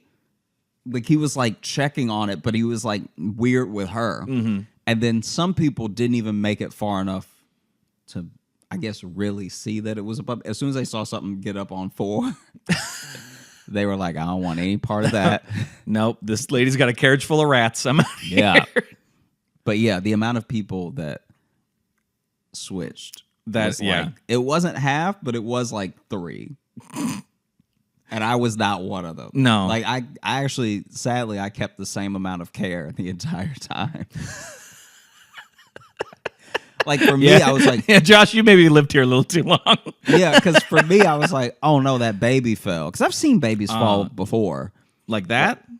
Like this wasn't a tall, like it's not like a Tom and Jerry tall stroller or anything. It's just Tom and Jerry stroller. Do you know the ones that look like they're from the 50s? That are really high. Yeah, the old school. Yeah. Oh, I can't think of the. It wasn't one of those. They have a specific name, don't they? So it's can't remember literally what like dropping it 1.5 feet.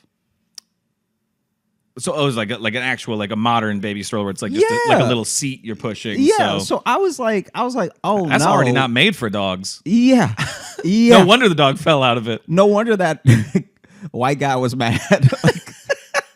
Don't do that. Just walk it. Yeah. It's got so many legs. Mm-hmm. It can walk. Its paws are made for dirt. Yeah. Wow. Yeah. That one was a roller coaster. I'll say that. That was a journey of a story. I felt like I fell out of a baby carriage. Yeah. Hopefully our listeners are still with us and not like you lost me at baby carriage. That's the thing. I do want to know if some turned it off the second you were like, this baby carriage was tipping. Yeah. Probably when you said, then you can't use that baby anymore. So maybe they're like, okay, this is a story. This is a story about a baby getting injured. No, I'm just saying it's like that's a different kid. It's a hardened child now. Yeah, sorry. That kid's the parent now. Sorry, Yeah. you answer to it. Should we open up the mailbag, my dude? Yeah, let's do it. Let's do that. I do want to go to. We had some Instagram questions that were sent to me. Hi, Logan. This is probably a really weird thing to do because I don't know you or Josh personally, but I find myself in need of advice. We don't really get asked like straight up advice a lot. Yeah. So I thought this would be interesting to see how we fuck this up.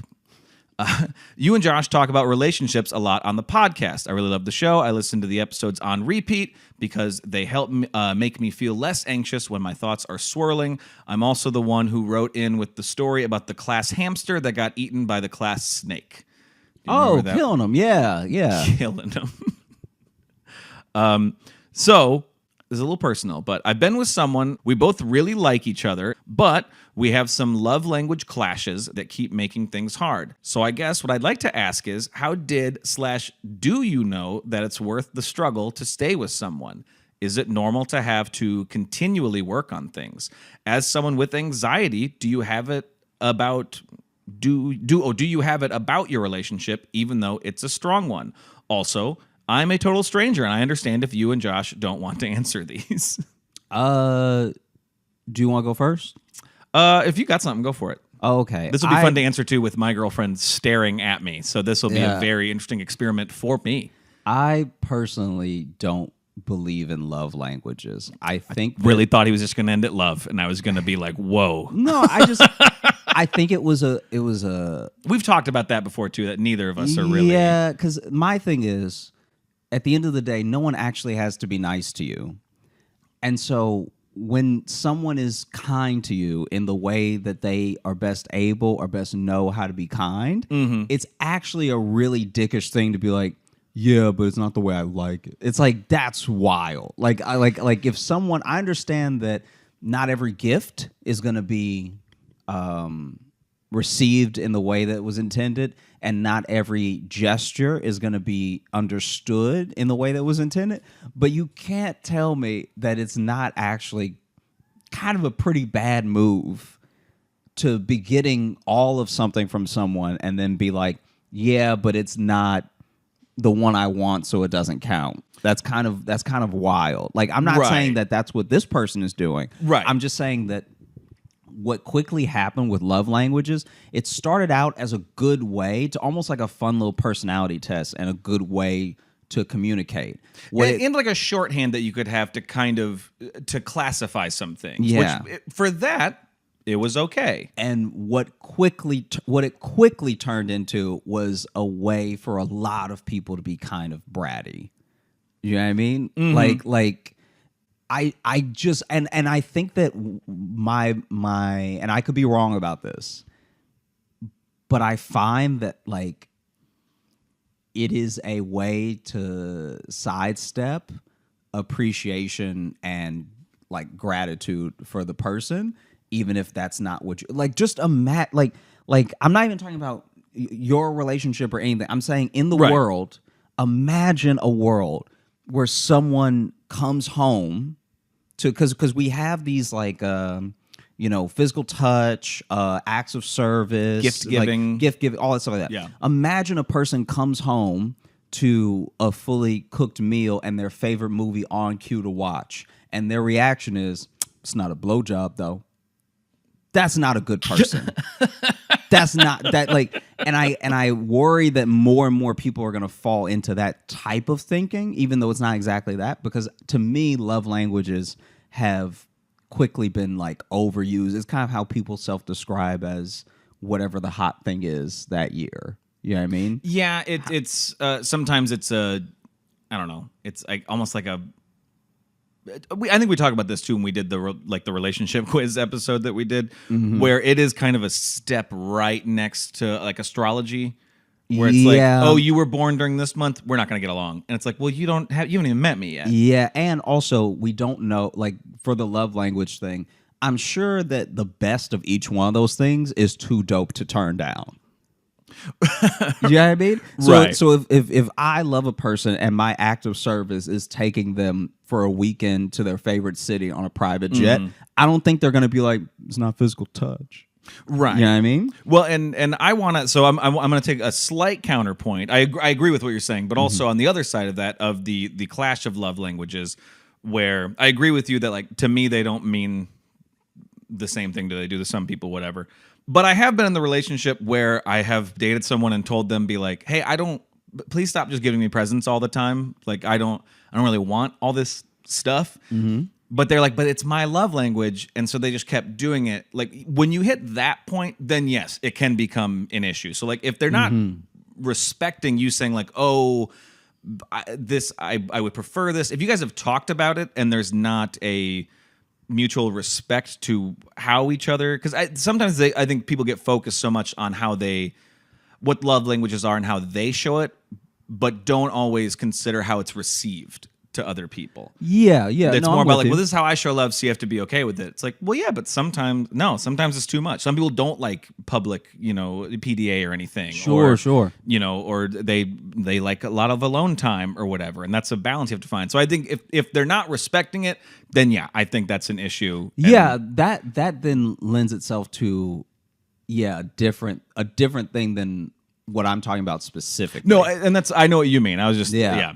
But as also the thing too of like, do relationships take a lot of work? Do they continue being work? Yeah.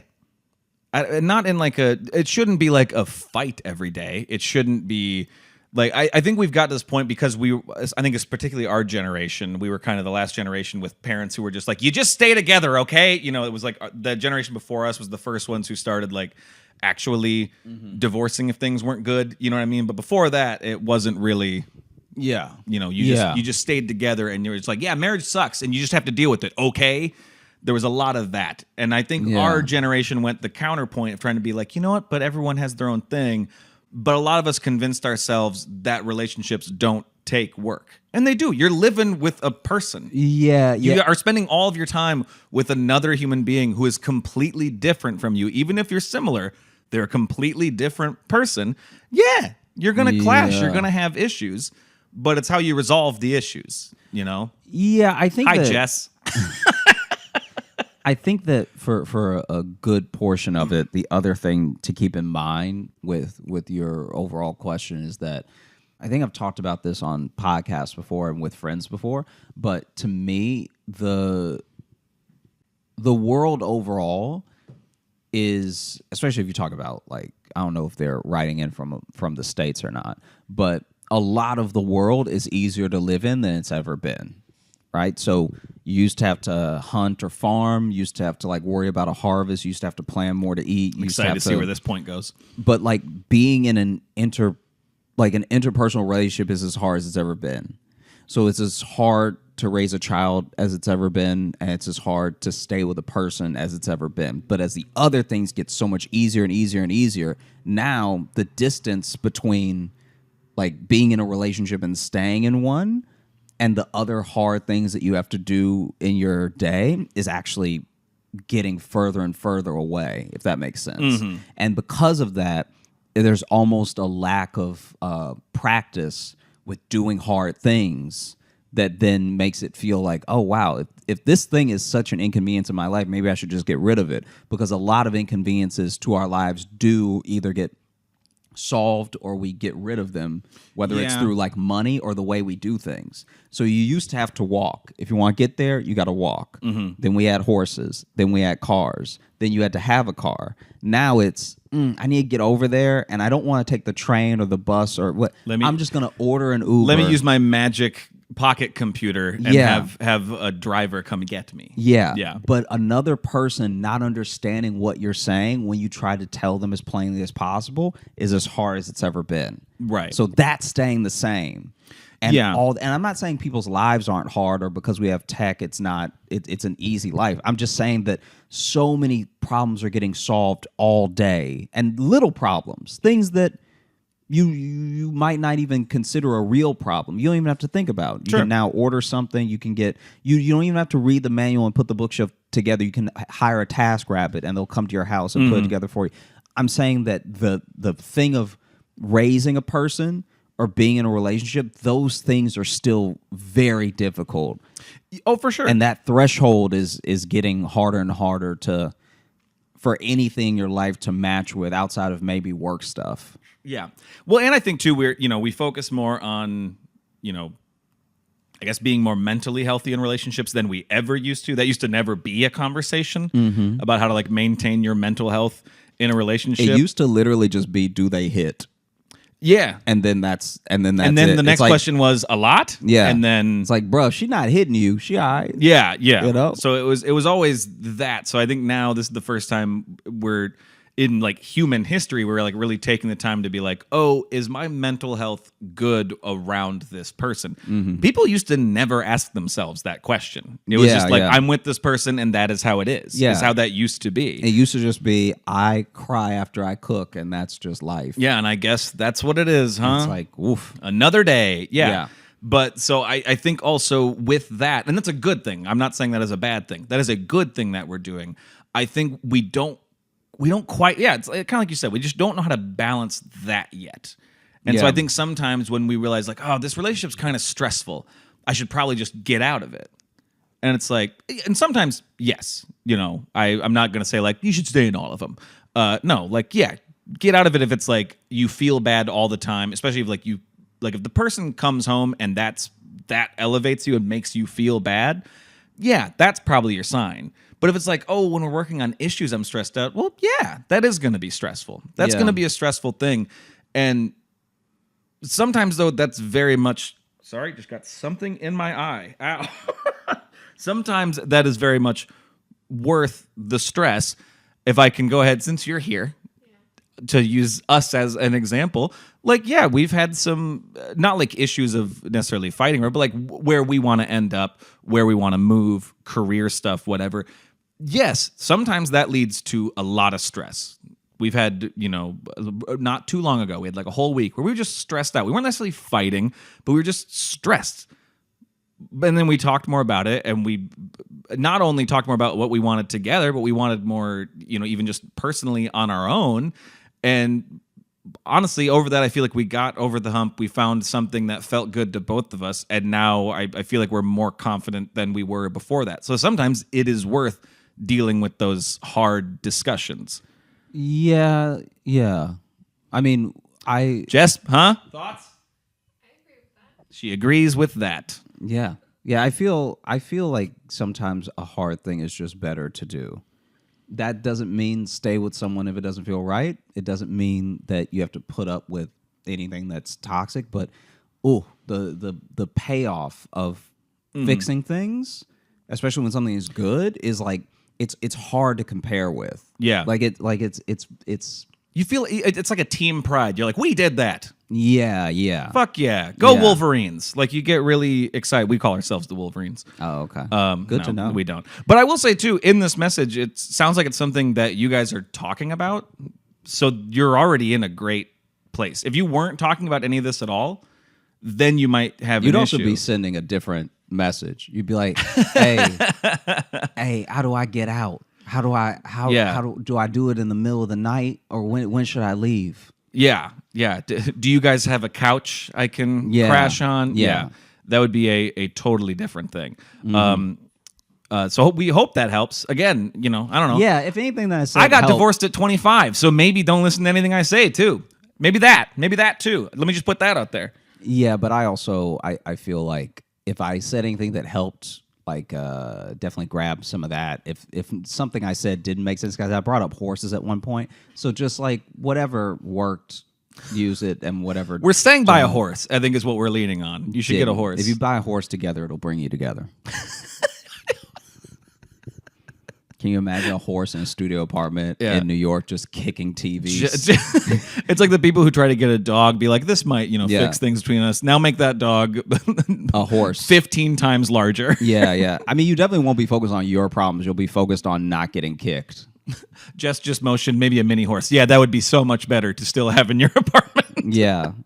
Let's do one more. I know we're running a little longer, but since we're crushing it on the advice front, this ties back to an interaction we had at one of our recent live virtual shows. Okay. So this is from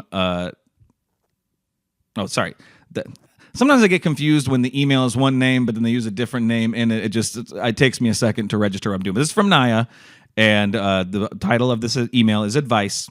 And hi, Josh and Logan. This is Naya, a.k.a. the girl whose grandfather yelled at you all about tattoos.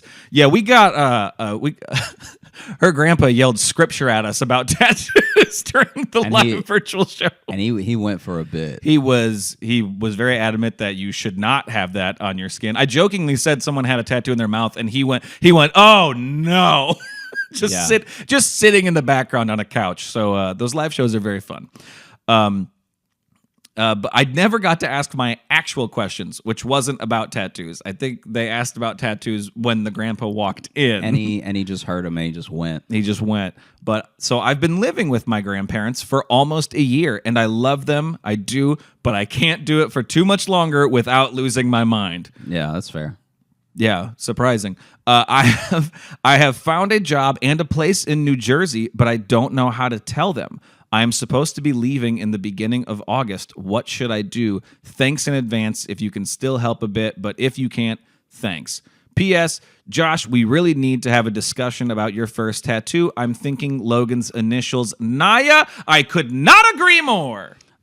Something me, either my face or... Whatever you do when you tell your grandparents, do it lovingly and without a tattoo. Like, I feel like if you do it with a tattoo I disagree. I think tattoo it on your arm, I'm moving out. I think is what you should get. That's going to be too much for them. All right. Well, they might be focused on the tattoo part. Then the news will be, it'll kind of soften the blow. Yeah, you're just trying to get her kicked out. I'm kidding. You're trying to get her kicked out so that it's easier to move to New Jersey. I mean, I know this makes it maybe tougher because you do have this like deadline at which you do, and maybe you've already done it. I don't know.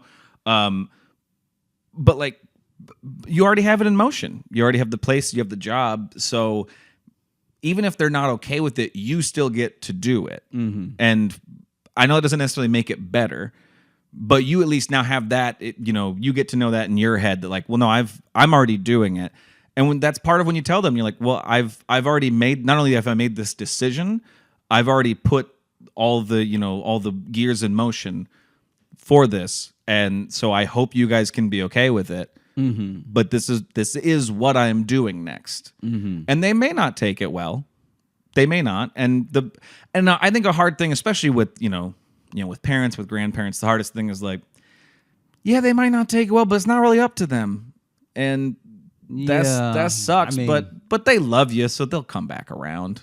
Also, who knows? They might be excited, like not in a way that they don't want you around, but just in a way of like, okay, this is nice. It's gonna be different, but it's True. also nice. It's nice Yeah. to have your place with your partner, but it's also nice to have family there. But Really it's- build up the excitement of the opportunity, maybe. Yeah, and you might be able to hype them up too. Yeah. of being like, this is good for you. You seem really excited. they'll be like, get out now, Yeah, go leave. Why wait till August? Go wait in front of the place. Yeah. Go do it. Well, and thank especially, you. it also sounds like you haven't lived with them like forever. You said about the last year. Yeah. So they're also used to not living. Yeah, they know a life without you there. Yeah. So it'd be weird if now they're like, nope, you're never leaving now. And then they lock the door.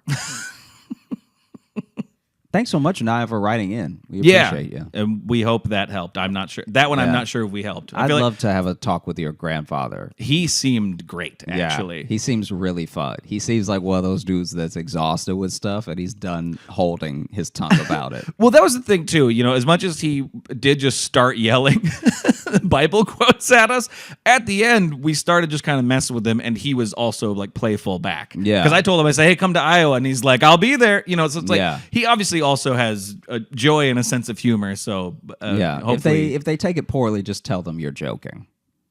Yeah. And then just come August, you won't be there. Yeah, and then just move. Well, thanks so much for listening to the Josh Johnson Show. We had a great time recording. I hope you had a great time listening. If you are looking up to catch, Looking up to catch. if you are looking to catch up with us on any of the socials, you can find me at Josh Johnson Comedy on Instagram, at Josh Johnson on Twitter, Josh J Comedy on Facebook, and Josh Johnson Comedy on YouTube and TikTok, where we're going to be posting clips of the show. And if you're looking for Logan, You can follow me on Instagram at Logan M. Nielsen. And if you want to get into the mailbag, you can either send me messages there because we read them, or you can email us, joshjohnsonshow@gmail.com. You can also join our Patreon. We have bonus podcasts and videos and live virtual shows. Patreon.com/Josh Johnson Show. We also have this month a live, an in-person one, a not on a computer one, a human one in a room. Union Hall, that is July, 27th, that Wednesday? Yes, July 27th, 10 p.m. Eastern Time. Tickets are still available. If you are in the area, come out. The one we did last year was incredibly fun. I'm super excited to do this one. And then right after that, we're in Philly. So if you're in that area, catch us. We're doing 3 nights? Yeah, 3 nights. Yep. The Punchline in Philly. also, this is just for YouTube, little thing. Click on other videos. They'll be popping up over here, over here. Oh, over are we here, doing that over now? here, We're over doing here, the- over here, over here, over here, over here, Right and here. have a great week. We appreciate you. Over here, over here, over here. Let me just put another arm around my Don't- buddy. don't Let me do just that. come on, Don't let's do go. that. It's a nice Don't picture do of the that. two of us. Come on. Don't do that. Hey. Over here, over here, Over here. over Right here. Right here. Right here. over here. I love you. We can stop recording. Wow. Wow, left me hanging. Say it. I'll never say Say it in- on the record. He's said it before.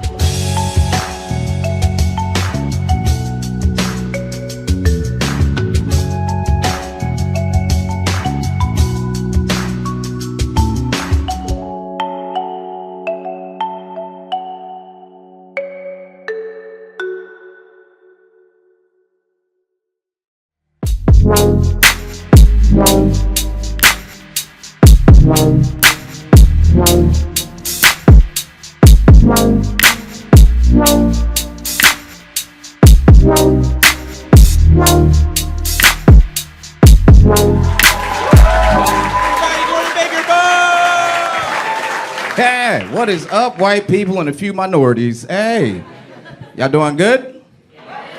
I am Gordon. I'm happy to be out here. Might as well get to know who is in here. How y'all doing? Look like a couple, friends? Friends? Of course. All right. You said that quick. Why just friends? Just met through work. Is this some kind of HR situation? Should I tell somebody? Did he follow you here? You both agreed to be here. Good. All right. What kind of work do you guys do? Huh? Technical consulting. That's white as shit. All right. It's very vague. Technical consulting. What does that mean? We teach clients how to use software. Oh, you teach old people how to do shit. All right. This is Twitter. All right. Don't say anything racist. All right. What's going on here? How y'all doing? Are y'all together? Married. All right. I was about to say, what the fuck is up with y'all? This is the most sentimental crowd ever. We're friends. Oh, we're married. Oh, it's like it's a goddamn Disney movie. All right. How long y'all been married? 8 months. Say what? 2 weddings. What kind of rich baller shit are you trying to brag about? We've been married 8 months, but we got married every 4 months. We're trying to get married 3 times a year, if possible. Hit all the seasons. Why the fuck did y'all have 2 weddings? One was a COVID wedding at my house, and then the other one was in Germany. Oh, a COVID wedding and then in Germany. At a castle. Damn, she bragging. At a castle. At a castle. A castle! Had a drawbridge and everything. It was beautiful. Y'all brown as hell. Y'all brown asses had a German wedding with a castle? No one, I'm the only one that finds that strange? All right, I'll go fuck myself. All right, just 2 brown people like, let's go to a castle in Germany and get married. You're from Germany? Gugentag or Volkswagen. Anybody know German in here? Oh, dang. Oh, there's a whole bunch of Germans in there. Yeah, watch how y'all raise your hands. They did that shit like, yeah.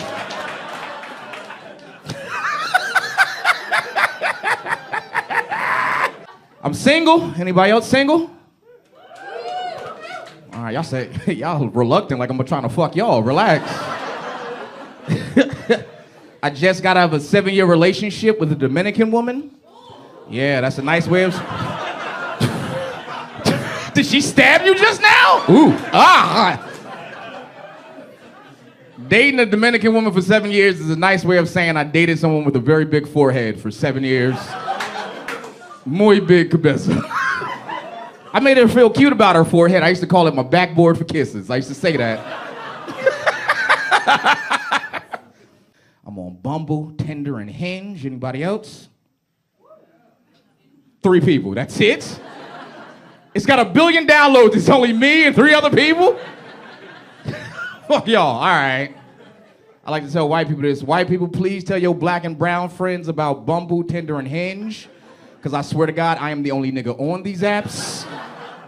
I am swiping through white women like I'm walking through a blizzard, okay? I'm like, hello, is anyone brown out there? Shaniqua, yell out. I don't think I have any success on these dating apps because I don't take pictures the right way. I don't have a good profile picture. I don't do what all the other dudes do. Like white dudes, they figured it out. You know what white dudes do to get pussy online? They take a picture of themselves holding up a fish. Every white dude has a fish picture. They hold up a fish like, my name's Hank and this is a halibut. I do IT, but I'm also a hunter-gatherer, as you can see. You want to go get drinks? Are you ladies banging these fish dudes? No. Somebody said it, no. I met a dude with a salmon, he's an asshole. I will never see him again. Like men and women, we do dating apps totally differently from each other. Like, for example, like, ladies, do you even change the mile radius when you go on a dating app? Oh, well, yeah. One lady said, yeah. Ma'am, what do you put your mile radius up to?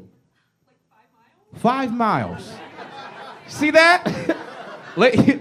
all the men are laughing because like ladies are like, that's nice, 5 miles, ooh, 5K. Every man's laughing because every man in this room has put it up to 1,000 miles. Every man's like, is there pussy on the moon? I'll go to the moon. I'll get cleared by NASA. I'll bang in 0 gravity. My mom and my grandmother are really trying to help me get single. Not be single anymore. You know what they're doing? They're actually walking around with me. Like we were walking around in the park. She saw this attractive girl. It's my grandmother. She's older. She doesn't understand. She sees the attractive girl. She says, Gordon, you should holler at her. Gordon, go over there, holler at her. And I go, no, Grandma. She goes, no, stop it. Don't be dumb. Go holler. She's attractive. I'm going to go, no, Grandma. That is catcalling. Women don't like catcalling nowadays. And my grandmother's reply was, bitches these days. I was like, what the fuck? And that's when I realized that's how my grandmother met my grandfather. Wasn't something cute. She was walking down the street. He was like, hey, where you going with that fat ass?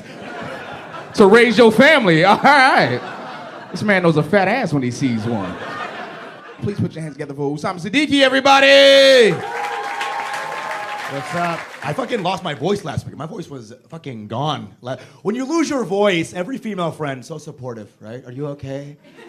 You need a lozenge, right? And every male friend is like, yo, you lost your voice because you were sucking mad dick. Dude, as straight dudes, we gotta update the gay jokes. The joke should be, yo, you were sucking mad dick, and it was helping you understand who you are. And we're here for you. I just think 2022, we gotta support our gay friends more, right? Take it a step further. 2022, if your boy comes out as gay, suck your boy off. Suck your boy off!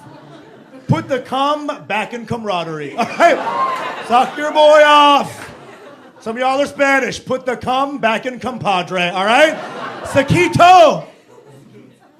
Are y'all boys? Prove it. Let's go. Come on. Come on. Come on. He was kind of being ironic, and he was like, finally. Unclenched jaw, it's time! Here's the I grew up homophobic. I grew up Muslim. So when you're Muslim, when you're 4 years old, some old guy in a beard comes in and he's like, don't like gay people. And he like blows like anti-gay dust in your eyes. And then you're like, oh, it is pretty unnatural. All those dudes who teach homophobia in the church and the mosque, they're creepy guys. They're all creepy guys. They come in, they're like, hey, don't like gay people, okay? The hand rub is the ultimate creepy guy move right here, right? If you ever see a guy doing this and there's no lotion, run. He's there to induce trauma. We all had homophobic dads. All of our dads are homophobic. Old black dudes homophobic, right? But they're funny because when they want to call someone gay, they'll say everything besides the word gay, right? So they'll be like, yo, your friend Jimmy a little loose in the shoes. right? All I'm saying is the boy plays tambourine. Sir, are you saying he's gay? I ain't saying shit. But the boy likes to slip and slide. I'm not hating. All our dads are homophobic. All our dads are. They all say it the same way, right? They're like, your friend's a little... Why is this the universal sign for gay? My dad was talking about your friend like this. I'm like, Dad, do you think that homosexuality is Parkinson's? Your friend, Michael J. Cox. I mean, dude, my Muslim leader's doing homophobic speeches every Friday, right? But they were doing it in like deep Arabic, okay? So it'd be like, I'm like, how are you gonna hate on gay people while sounding like you're sucking a dick, right? Right? You can't be homophobic and be like, don't tell my mom.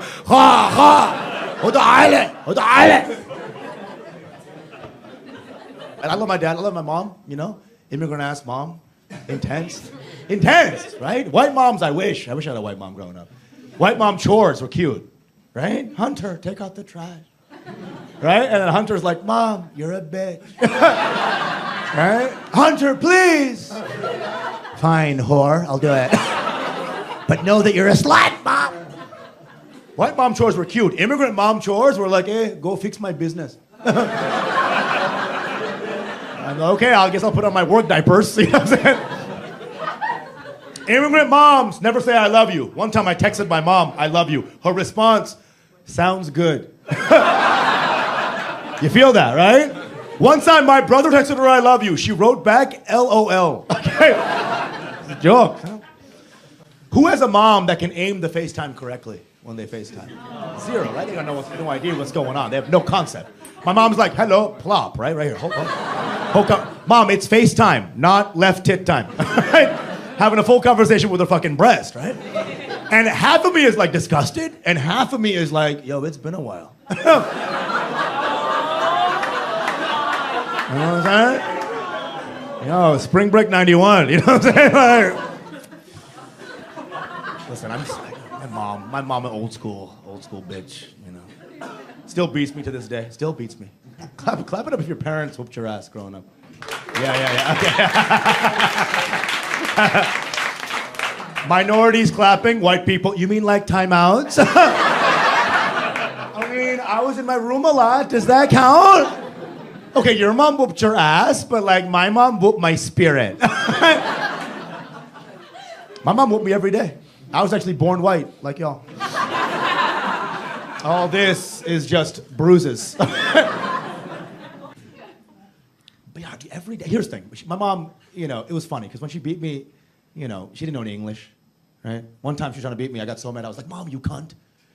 Swear to God, she was like, "Don't tell me what I can't do."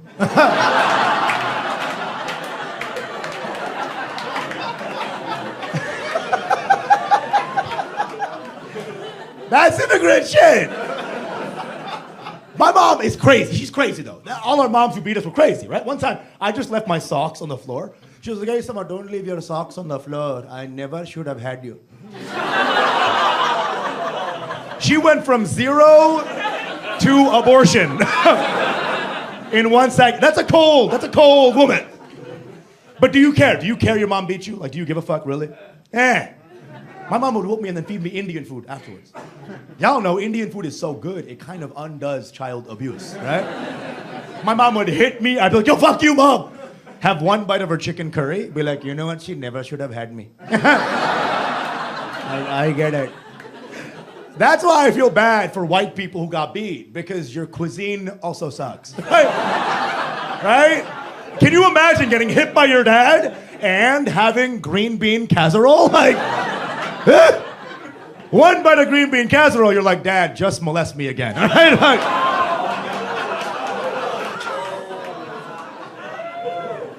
I love it. 90% of y'all laughing, 10% having flashbacks. I see how right now. It's a lot. I love my dad too. I don't hate my dad. My dad's beautiful, immigrant guy, you know, full of shit, right? How much money he didn't have in his pocket story when he came to this country, bullshit, right? When I come to this country, only $5 in the pocket. I'm like, how did you leave the airport? Right? Terminal B to Terminal E is a $10 cab ride, I thought. And next year, Usama, in my pocket, only 50 cents I had on. Next year, Usama, only a piece of paper that said 0. Then the bullshit continues, and I sell that piece of paper, and I start my own business. Full of shit. It's full of shit. And as the money gets smaller, the craziness of their school commute gets wilder, right? One day, Madam Usama, every day I run 18 miles to school. Every day I swim across a pond. 2 of my friends one time die in the pond. I pull out their carcass, I bury it before school. I'm like, "Grandma, is this true?" She's like, "He was homeschooled." Don't listen to him. He's a little, you know, like, he's a little light in the sandal, you know? I love my dad. He was a conservative guy, you know? If we're watching TV and there was a sex scene, he'd change the channel, right? Aladdin, Jasmine going in, he's like, "Oh shit, fuck," you know? Beauty and the Beast coming in, "Oh no, which I get, Beauty and the Beast, that's some weird shit, right? Because as a society, we were all like, "Yo, fucking our dog is wrong." And then Disney was like, "What if he was wearing a tuxedo?" Huh? Woof woof, huh? I'm just kidding, y'all are a great crowd. Last show I did was not good. It was all fucking Brits, all British people.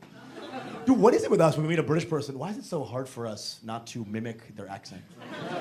Right? Every time they're like, "Hello." And we're like, "Don't do it." Do not, "Hello! How are you?" And no matter how nice they sound, we reply with Peaky Blinders on meth, right? They come in Downton Abbey. How you doing? We're like, how am I doing, innit? Doing all right, innit? All of our British accents are that guy with the lantern who's like, I'll take you across the river. That's all of our British accents. And it's offensive, bro. It's offensive, right? Because when he says hi to me and I go, hello, that's like if I said hi to him and he was like, ding, ding, ding, ding, ding, ding. Right? But I'm allowed to do it because they pillaged us for 200 years, right? So I fucking get the accent, right? One British guy was like, yeah, so we're even, right? I'm like, even? Are you mento? Are you mento? Even. There was no Indian man in 1850 seeing his house burned down, being like, can't wait to say cheerio. You know? It is funny how we're allowed to shit in all the white subcultures in America, right? Like British, haha, right? Irish, fucking LOL, right? Australians, we have no respect for Australians. One time an Australian guy said hi to me, I just replied, kangaroo. That's it. He was like, hi. I'm like, kangaroo, dude. It is so okay to make fun of Australians. Even he was like, yo, spot on. And then there was a smaller Australian in his stomach who was like, yo, spot on. So you can do all the white accents, have a good time. Everyone do the white accents. Do Welsh. Do fucking, Northumbria with a fuck. Who gives a fuck? Can we do an Asian accent? Can he do Asian accent? Maybe once. Can the white guy do Asian accent? No. Not even. Don't even say the word Chinese, really, right? One time I had a coworker, bro. He was drinking some coffee that was too hot. So he was like, oh. He was fired the next day.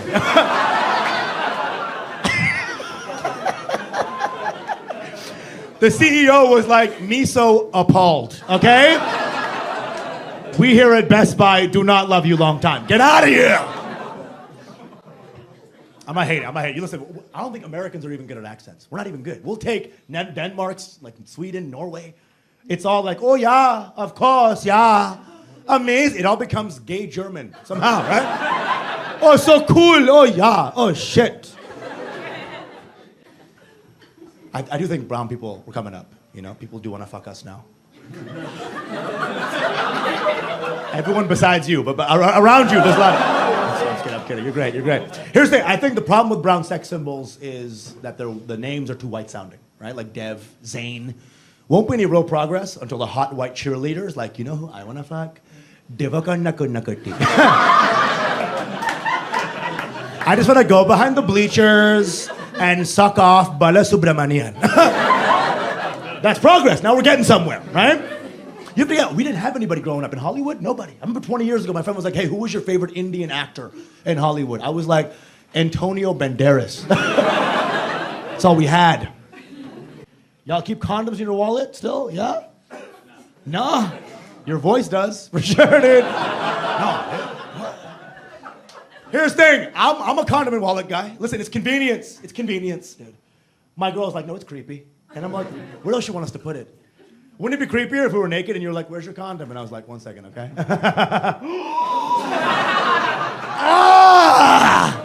Creepier, right? Even creepier, no wrapper, just the condom comes out, right?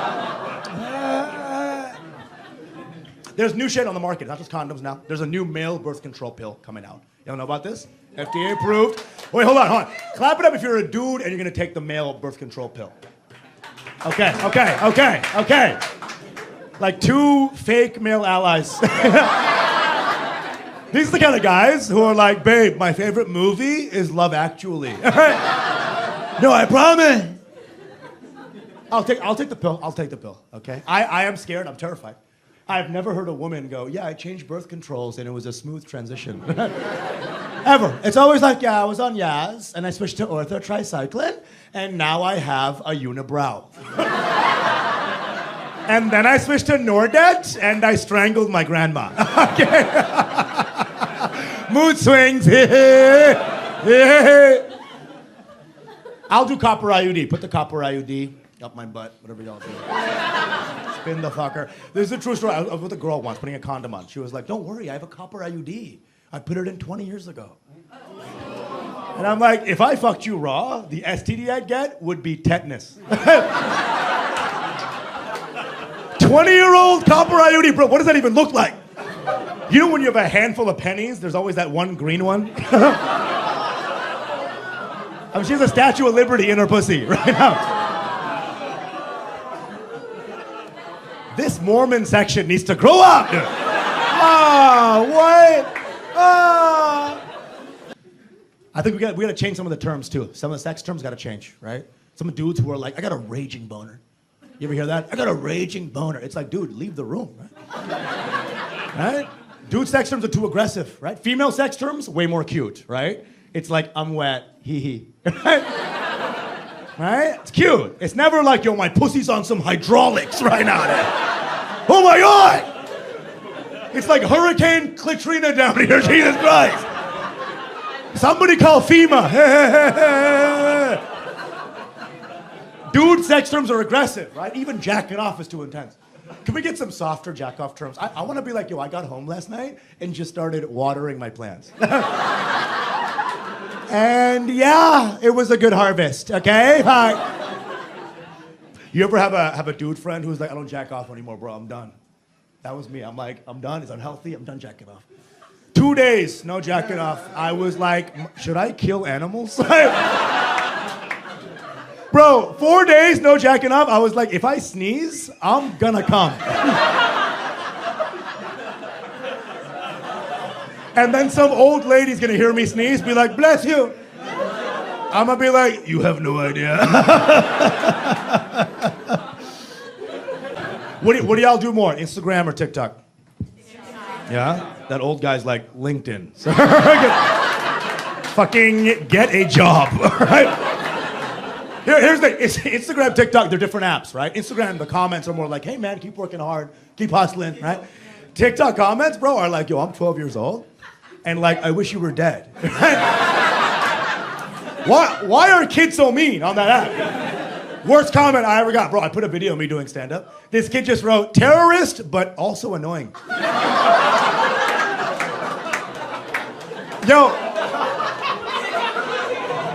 Yo, that means the fact that I blow people up, that is not the worst thing about me, right?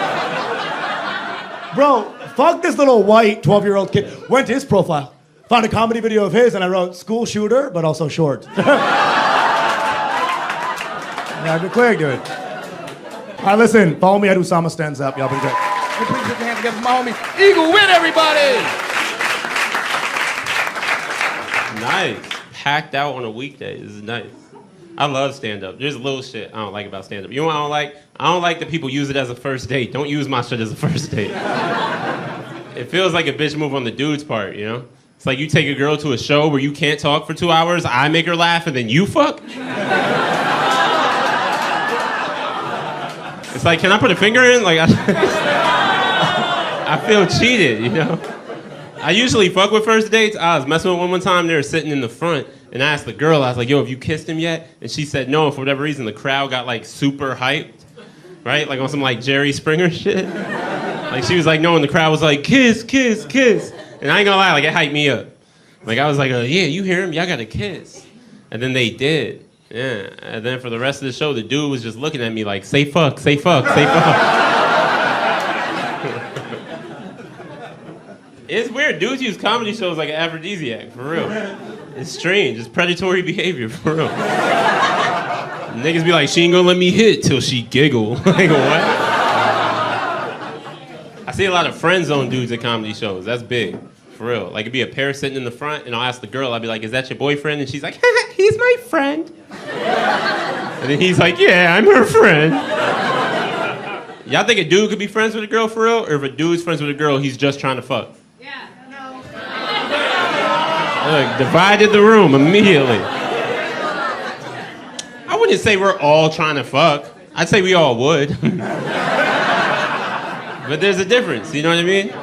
Like, I have a girl best friend. I've been best friends with her for over 15 years. That's my nigga. That's my bro. I don't even look at her like that. Yeah. Not once have I tried to fuck, miss. But... You know what I mean? Like, if we were hanging out and she was like, Eagle, I'll give you some head, but we can't be friends anymore. I'd be like, well, we had a good run. Every friendship has its day, right?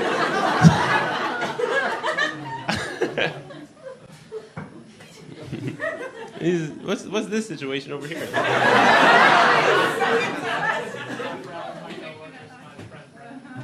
This is your coworker. Oh, okay.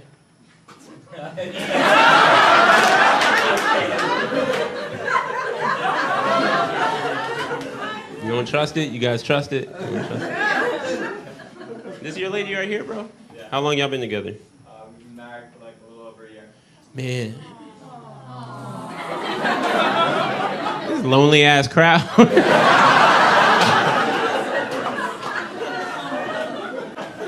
I'm in a weird place. I'm heartbroken right now, bro. You know when you heartbroken, you start hating on people's happiness? Like you see a couple kissing you, like I hope y'all both got mouth herpes. I'm fucking sad. I had to break up with this girl. I was super in love with her, but she was just too toxic, you know?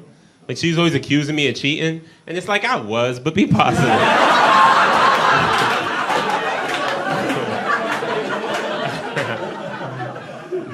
That's a joke. That's a joke.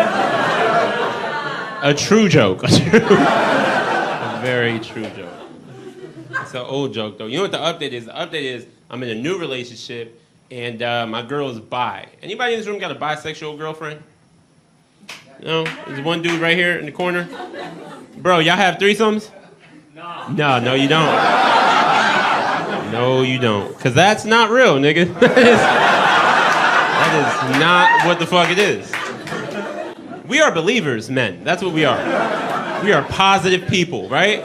Right? Ladies, I don't know if y'all know that. We're the most positive people on earth, men. Every night we walk out, we're like, everything's gonna happen. It's gonna be great. And then nothing happens. We're like, tomorrow, another day.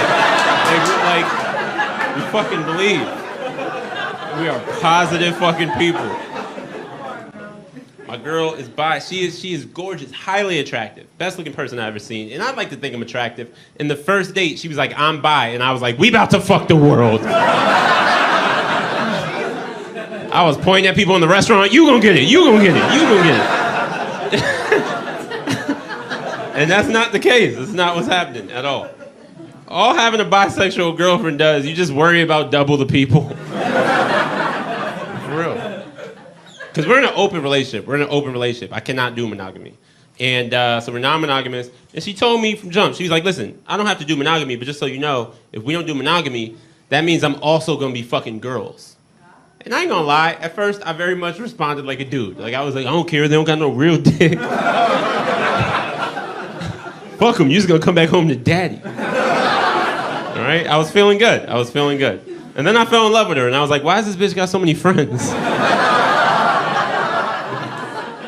Because women, y'all are different with y'all friends than us. Y'all hang out real weird. Y'all do suspect shit that we don't do. You know what I mean? You know you hang out different. Like I was on FaceTime with my girl, and her friend ran through the background butt-ass naked. And I was like, ew! And she was like, what, babe? That's just how girls hang out.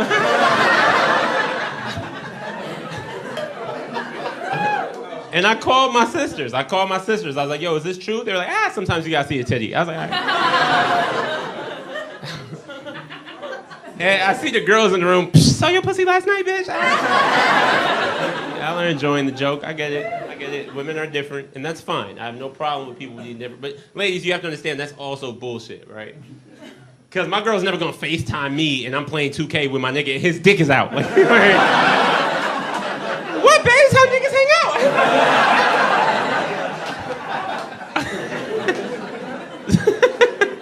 Anybody here actually gay? Any gay dudes in the room?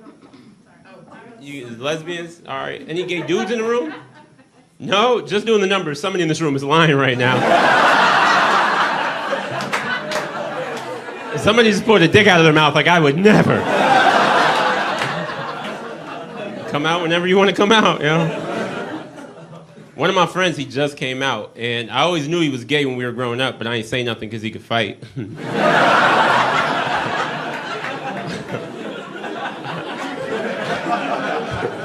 I wanted to say something. He was just too gangster, you know what I mean? Like, all my friends were tough, but he was the toughest one. And it was weird, because I tried to talk to them about it. Like, I'd be like, yo, you think Xavier?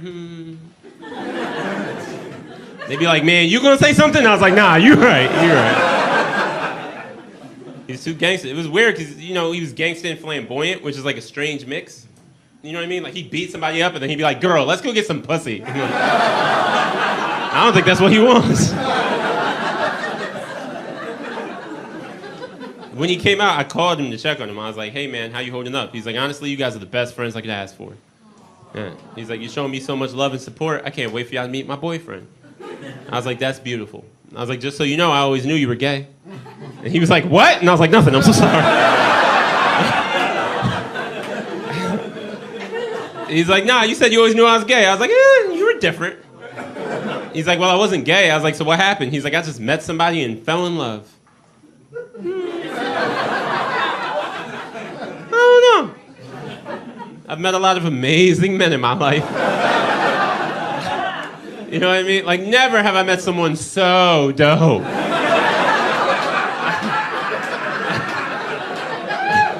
Never have I been to the bar like, wait, you like the Knicks too? Oh! I just don't think that's how it works. I don't know. For real. Like, I don't like white protesters. I don't like them. I know, you're our ally, or whatever. I don't care. They're just too aggressive. Like, they confuse me. You know what I mean? Like, I start rooting for the wrong team by accident. You know what I mean? Like, they'll spit on the cop, and I'll be like, I'll lean in like, officer, I wouldn't take that. Like, I don't like liberal white people. Yeah, I figured that would silence the room. I don't. I like my wife's conservative. That's my shit. Like a nice red hat. You know what it is? Liberal white people are just as racist as conservative white people. The only difference is they play these like Jedi mind tricks on you where you can't call them out for it. Conservatives real easy to call out. You're like, hey man, that was kind of racist. They're like, no, you know who the fuck you are. Liberals impossible to call out. You like, hey man, that was kind of racist. They're like, but your life matters. And you're like, and still hurt my feelings. And they're like my feet hurt from marching for you.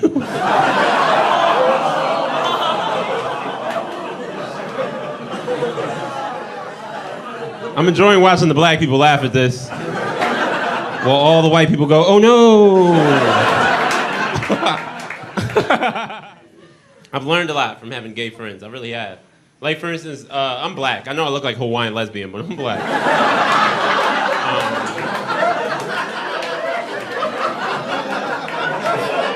Fuck you guys for laughing that hard at that. It was very much like a throwaway, but all right. I thought we were friends. All right. I am. I'm black. And when you black, sometimes white people say racist shit to you, and you call them out on it, and what's the go-to? They're like, buddy, I can't be racist. I've got black friends. Right? And you're like, fuck you. But now I've got gay friends, and touche, white people. It's a solid fucking argument, huh? Sorry for ever doubting you. The real reason. This is the real reason I don't like liberal white people. And this is gonna be the hardest reason to say to your smiling white faces. Okay, here we go.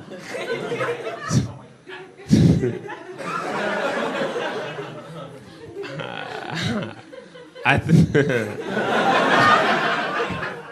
think liberal white people are the dumber whites.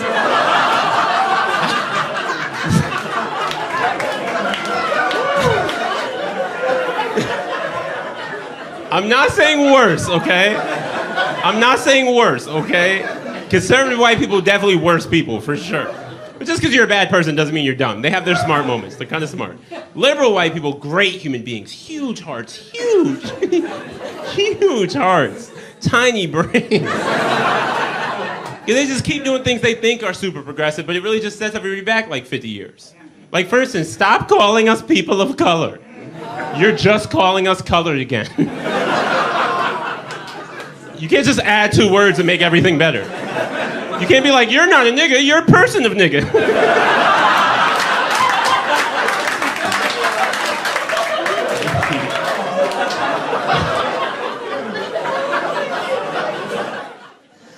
How are you guys doing? You know what I was thinking about? That's fake. Like our response. You guys ever realize that we all just always say good when somebody asks how we doing? It's like an autopilot thing, right? You ever have somebody ask how you're doing? You give them the auto response, and then they ask again but care. You know what I mean? Like they're like, "How you doing?" You're like, "I'm good. I'm chilling." No, how are you? And you like, "I don't know, man. I've been going We're not ready. We're not ready to be cared about, nigga. It's a lot. I don't even know how to care. You know what I mean? My boy was depressed the other day, right? He posted about it on social media that he was depressed. And I hit him up. I was like, you know what? Fuck toxic masculinity. Women keep on saying we don't check on each other as men. I'm gonna fucking check on him. I'm gonna care about another man in my life. I'm gonna fucking care about his feelings. So I reached out and I was like, bro, you could vent to me. You could tell me everything. Here's the problem. Ladies, y'all didn't tell us what to do next.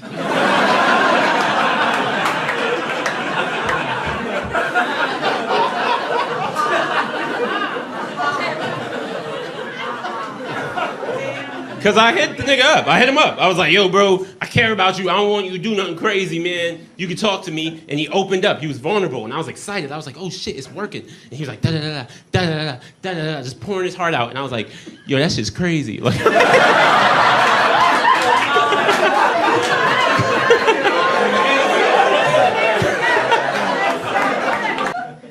I fucked too much. I have fucked too much in my life.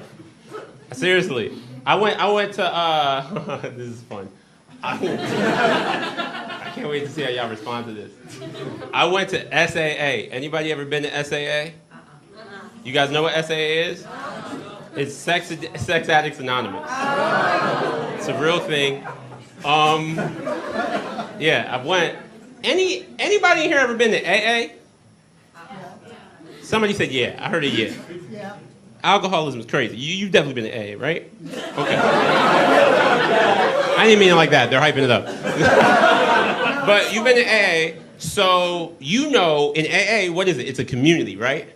Yeah. I don't know if y'all know what this means, but it means that everybody in the group exchanges info to some extent and can lean on each other when things are tough.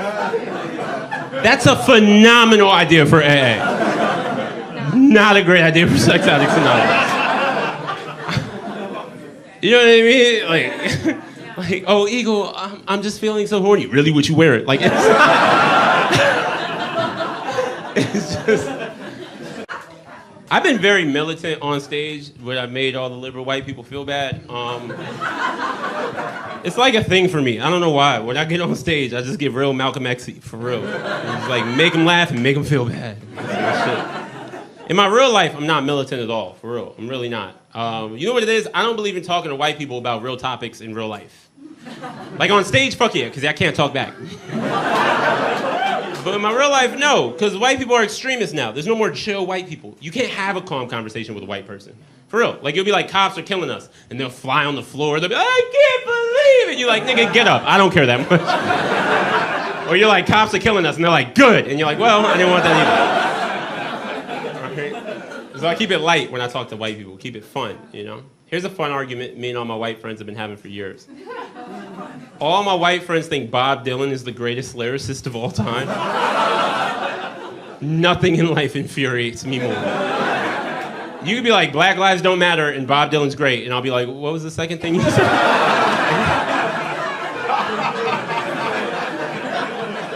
It upsets me so much. Recently, I was arguing with one of my white friends. He's like, I'm gonna just put you onto some Bob Dylan. And I was like, all right, bet, do it. He sucks. And I don't know if he sucks. I've never heard him before. All right? And I listened to him, and yeah, he's good. He's great. He's the best ever. Fuck you guys. I don't care. Can I read you my favorite Bob Dylan? Are you a Bob Dylan fan? Yeah. Oh, you're gonna love this. Can I read you my favorite Bob Dylan lyrics? All right, I'm gonna read this, and I'm gonna fucking leave. All right, here we go. He said, no compass comes with this life, just eyes. So to map it out, you must look inside. Sure, books can guide you, but your heart defines. Isn't that beautiful? Yeah, that's Jay-Z. Fuck Bob Dylan. You guys have been great. My name's Eagle Witt. Thank you so much. Bye.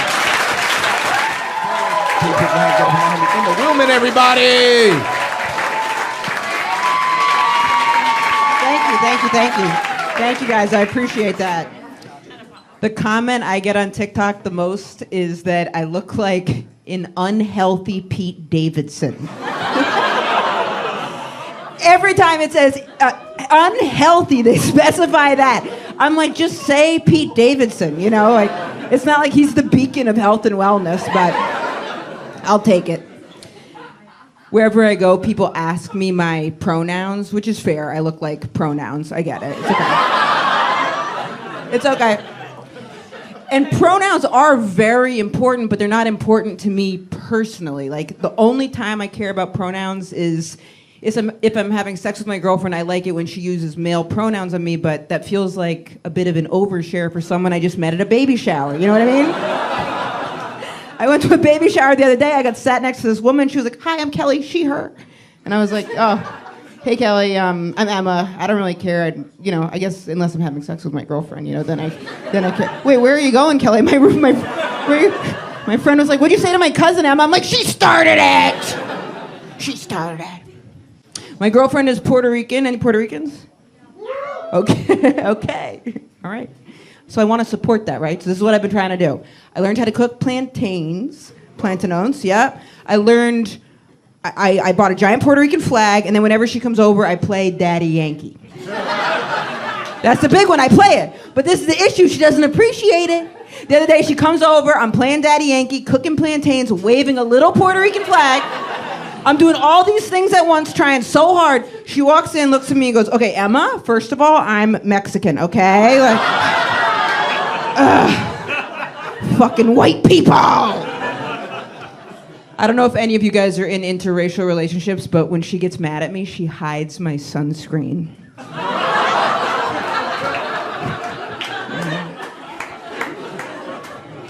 I don't know what to do.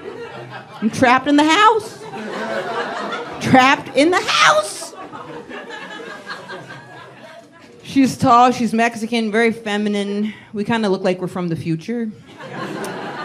And I was having dental problems for 2 months. I have a fake tooth, and it had popped out. And before I got the implant, I was walking around missing a front tooth. So for those 2 months, it looked like the future did not go well for one of us. I was stumbling back like, blah, blah, blah, blah. "Don't buy Dogecoin, it's rough out there." My tooth, when it popped out, the timing was perfect, because people would ask me what happened, and I could just go, "Oh, it was the vaccine. Yeah, it got me." The needle hit my arm, and it just popped out. When my girlfriend and I go out to eat, and they clock us as gay and interracial, sometimes they get too supportive. I can see them just stressing, because they're like, "Shit, this Yelp review could take us down." We were at a place the other day, and we were there an hour early, and before I could say to the guy, like, "Hey, dude, we're an hour early, don't even worry about it," he just starts getting wound up. He's like, "Oh, yeah, yeah, woo, yes, this is so great, I love to see it, I do, yes, technically we're full, but, don't worry about it, we'll go find some straight white people, we'll kill them, get in here, yeah, come on, yeah." I quit smoking cigarettes a while ago, and you know what I realized? I wasn't addicted to the nicotine. I was addicted to the gossiping opportunity. I love taking a moment in my day to smoke a cigarette with someone else and then talk about other people. You're already doing a toxic thing, so it's more likely you'll have a toxic conversation. I didn't even have to like the person I was smoking with. I would have talked shit about other people. I probably would have smoked a cigarette with Sarah Palin. 2 puffs in, I would have been like, "Hillary is a bitch, you're right, yeah. She's a bitch, I can see it." The more unhealthy the activity, the quicker the friendship bond is formed too. Like, it's a sad truth of it. The quicker it'll go away, but the quicker it's formed, like cocaine. You'll go into the bathroom with a serial killer, like, "We gotta start a business." "Yeah, me and you do. T-shirts, they're gonna be big." What is it about coke that makes people so entrepreneurial? What is it? Did you know they updated the terminology from ADD to ADHD? Yeah. Did you know that? You did, okay, because usually people in the community don't know, but it feels like people outside of the community did know that. Like, I had no idea they updated that terminology, and then my sister called and told me a couple weeks ago. She was like, "There's no more ADD, it's all ADHD." And I was like, how was I supposed to know that? And then she goes, "I don't know, Emma, pay attention." I was like, ooh, cold. Why would they change the name of something that represents a group of people that has a hard time following along? Why would they do that? I got all turbed up about it, like, I'm gonna get to the bottom of this. Went online, probably 2 minutes in, I was looking at a lasagna recipe, like, yeah. Huh. My sister was like, what'd you find? I'm like, you can put ricotta cheese. When I was diagnosed with ADD, they were diagnosing any kid with a behavioral problem as ADD. Like, there was this kid in my class, and at recess, he would hump trees. Hump trees, and based on that alone, the teachers were like, ADD. That's what that is, ADD. And I remember watching him hump a tree and being like, yeah, and something else, right? Let's dig a little deeper, you know.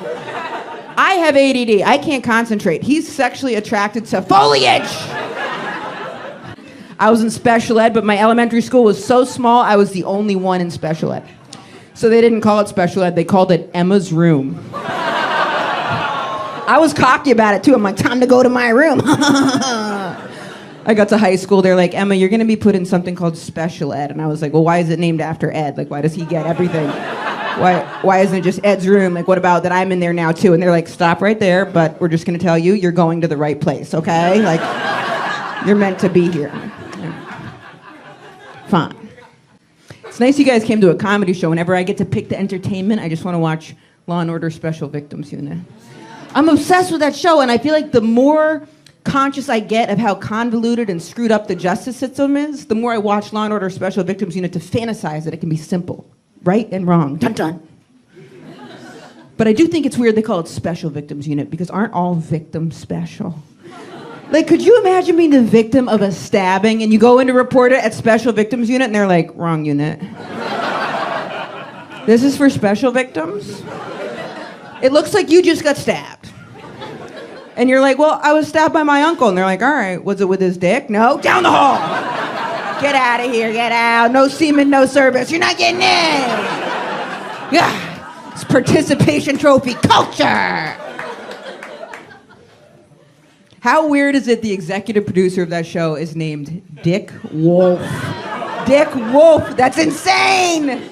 I think if a woman had the equivalent name, people would have noticed it a long time ago. And been like, we're getting trolled. Could you imagine if they were like, from executive producer, Vulva Fox? You'd be like, yeah, that feels weird. Feels weird. Okay, I can't look at you guys when I say this next thing. It's too much. Over the pandemic, I became one of those people who comments on porn videos. It's too much! Yeah. If you're ever wondering, who comments on these videos? I comments. Before my girlfriend knew I was in the porn commenting community.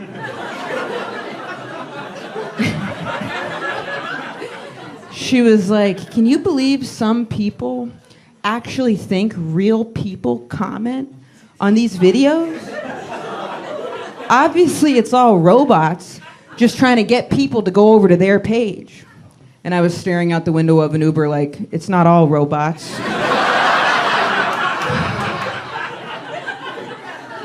Just a hunch. Maybe some people quit smoking and they're trying to meet like-minded individuals. We don't know. We don't know. I comment on the video if the title of the video doesn't match up with the content of the video. It's where I draw the line as a human being.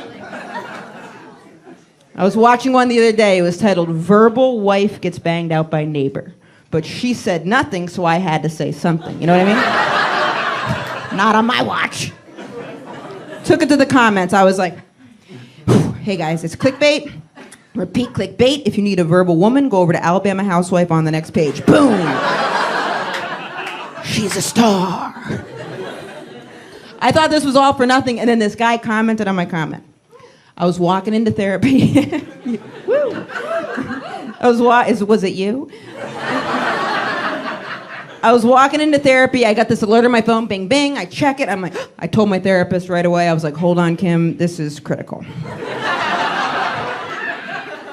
He commented. He goes, thank you so much. It was my anniversary with my wife. I had 10 minutes to come and get ready for dinner. And if it wasn't for you, I would have wasted time on this video. But because of you, I went over to Alabama Housewife. I came quickly. You saved my anniversary. He said that. Thanks. I appreciate that. Thank you very much. Thanks. I really appreciate that. Thank you. Almost on cue, my therapist was like, Emma, do you ever do anything for other people? And I was like, you have no idea. Okay. I'm out here every day, commenting, patrolling, putting work into it. My mom gave me comedy advice the other day. She was like, you need to talk about something that's universal and relatable to everybody, something that transcends race and class and gender and will bring Americans together around a unifying topic. And I was like, sure, what do you think? And she goes, how about the fact that your father is an asshole? Something like that. Everybody knows an asshole. I've been dog sitting for my mom for the past 5 days, and I thought it would be fine, except I'm not allowed to have a dog in my building. So I made a fake service animal certificate. It's only 5 days. I thought, what could go wrong? The issue is the dog isn't trained, so a lot has gone wrong. A lot. I said it like a true non-dog owner, like, what could go wrong? Everything went wrong. Saying this dog is trained would be like someone on a dating app saying they live in a gated community, but they're in prison. It's like that much of a stretch. Like, big stretch. I made a fake certificate. I bought a printer and a laminator, and it just says service dog on it, okay? In case I run into my landlord. So I ran into him, and he was like, Emma, that better be a service dog. And as I'm taking out my certificate, the dog starts humping my leg. Like, aggressively humping my leg. And I was about to tell him the truth, but then I just doubled down and was like, and this is the service I need. How about that? How about mental health is complicated, okay? And if the dog's not humping my leg, my anxiety goes through the roof. This is what does it for me. I learned about it on TikTok, okay? Back off. Your psychiatrist doesn't prescribe dog humping, get a new one. Back in high school, I was very depressed. And I remember trying to talk to my mom about it, but she was so uptight. Like, I remember coming home one time and telling her, like, Mom, I can't take it anymore. I'm going to kill myself. And she went, not in the house. Not in the house. I have book club in the house. And then because I said that, I had to go to this inpatient rehab center. This is why, like, even in the darkest of times, if you look around, it can be pretty amusing. I had to go to this... That part wasn't a joke, you fucking monsters. I was like, even in the darkest of times, you know, look around, it can be amusing, and you're like, oh, they're also a loser. It's all about perspective, you know. Okay. You have great teeth. Ever since I started having dental problems, I notice people's teeth, and it's a bad thing to compliment because it makes everyone self-conscious, but good job. So... even when you're, I don't remember what the fuck I was talking about. Even the darkest of times, looking around. Oh yeah. Yes, as I was saying. But I wasn't talking about ADD. Now you're just yelling out things I have. You're like, depression and anxiety, potentially bipolar, addiction. So, threatened to kill myself, even in the darkest of times, yada, yada, yada. I had to go to this inpatient rehab center. I'm in there for threatening to kill myself. I had a roommate there who was in there for threatening to kill somebody else. I was like, who is this lazy admissions person? Just seeing the two of us like, ooh, mutual interest, match them up. They'll be finishing each other's sentences. She had threatened to kill someone, and she had multiple personality disorder, which I wanted to be sensitive to, but I didn't know how. So every night I'd be like, good night, everybody. I don't know. One of you guys snores. I don't know. Which one of you? I miss 90s boy bands, even in sync. I miss them. Boy bands now are too perfect. Every member can sing. Every member can dance. They're all cute. I miss the 90s, where it was like one member could sing, one member could dance, one member was cute. And then there were the other two. Who were these other two? Wild cards. We didn't know what was going on. The ages now are all like 17. In the 90s, it was like 17, 18, 53, 12. And you're like, who's that 53-year-old with the kids? Girl groups never had that. Could you imagine if you were watching the Spice Girls? Like, what Spice Girl is that? Is that somebody's aunt or something? She's tracking her steps, I can tell. She's counting steps. She's counting her steps. Who is it? It's Old Spice. That's who it is. Old Spice. Old Spice. Every time my mom leaves me a voicemail, she identifies herself in the message. Every message starts like this. She goes, "It's your mother." Like I would ever get a message from my own mom and be like, "Who is this?" I had to ask her, like, "Mom, who do you think I'm talking to that would be calling me up? Like, hey, I was looking at pictures of you in the tub as a baby. Cute, call me back immediately. It's Rodrigo, your landlord. Rent is due. You and your dog are weird." All right, thanks a lot, guys. Have a great rest of your show. Please put your hands together for the one, the only John Johnson, everybody!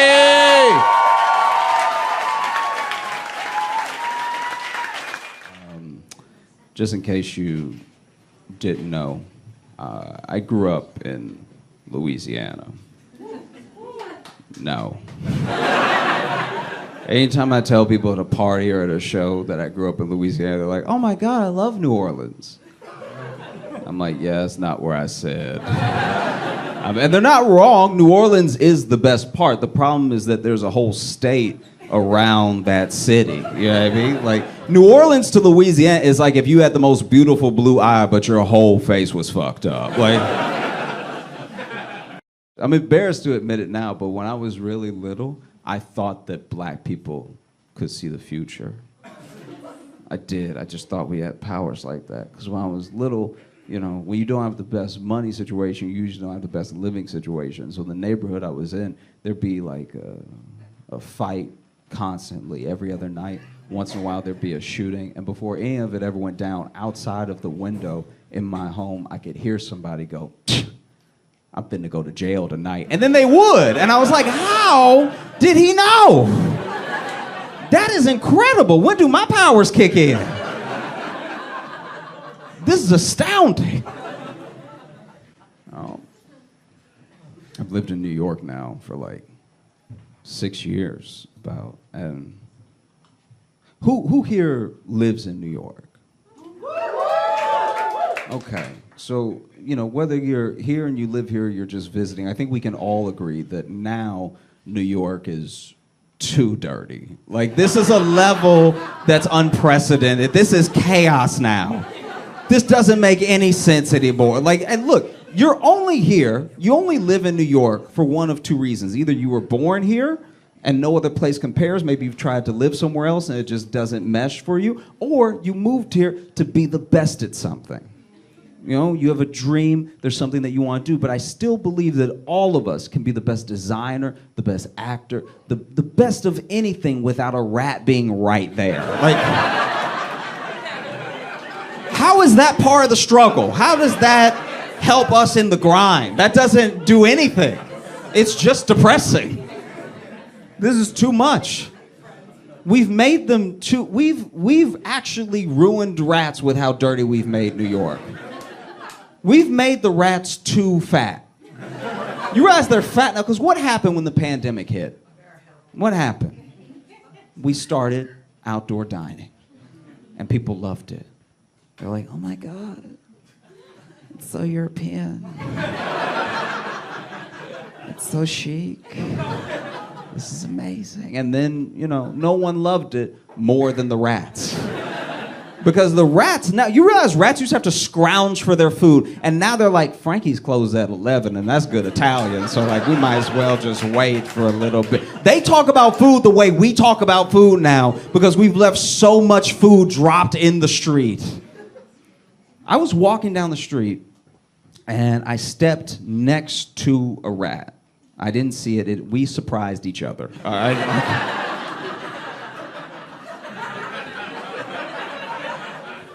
I planted my foot next to the rat, and then when we saw each other, I'm not proud of my reaction, but like, I actually know I'll never be able to protect a woman by how I lifted my leg when I saw the rat, because it was just, the toe was too pointed. Like, what does this do? This doesn't get me further away.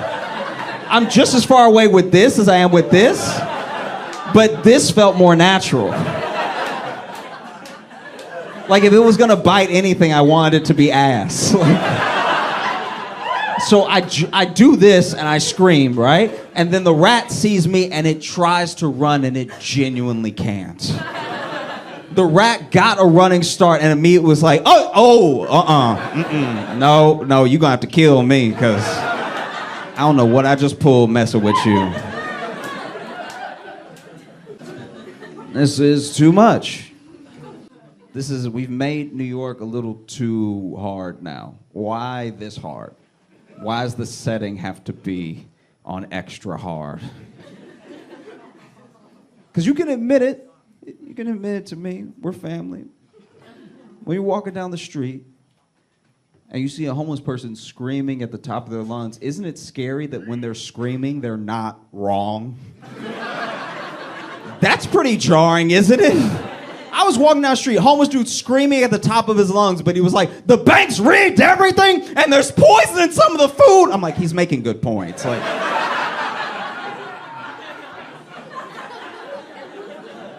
let's not discount what the man is saying.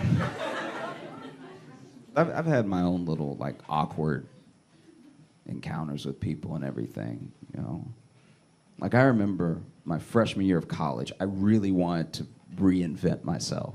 Because in high school, I was just like this skinny, nerdy kid and like never really had a lot of confidence or anything. And I went to a school where no one knew me, so I was like, okay, I'm gonna be a new guy. I'm gonna be suave. And I remember I had classes with this one woman that was like beautiful. So I was like, you know what I'm gonna do? I'm gonna ask her out, right? That's what the old me would never do. I'd be too scared. And so I remember just on a random day after class, I started walking up to her. And I have nothing to go on, by the way. Like, we didn't meet at orientation. We just take 2 classes together where I sit behind her. So there's nothing to start with. I can't just walk up like, I've been watching you.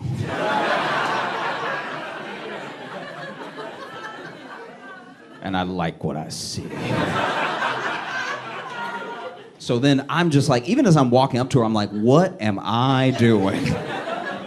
And I remember I tapped her on the shoulder and she turned around and I went to just start speaking. I just like, it starts coming out. I was like, hey, my name is John. And as I go to speak, I can feel a yawn coming. And that's not good. Like, you're not gonna entice anyone to have a good time with you when you open with a yawn. And so I'm just shoving it down. I'm like clenching and I'm shoving the yawn down as hard as I can. I'm pushing it down and I actually beat the yawn, which is an incredible feeling. When you beat a sneeze, a cough, a yawn when you need to in a social situation, you feel like a god. I was talking shit to my own body. I was like, yeah, that's right, breathing ass bitch. You breathe when I tell you to breathe, old sucking air ass punk. Look at you trying to breathe looking stupid. And so I beat the yawn and I just start talking. I'm like, hey, we have a couple classes together and I don't know what your situation is, but if you would like to do something this week, I'd love to take you out on set. And as I go to say Saturday, I can feel the yawn coming back.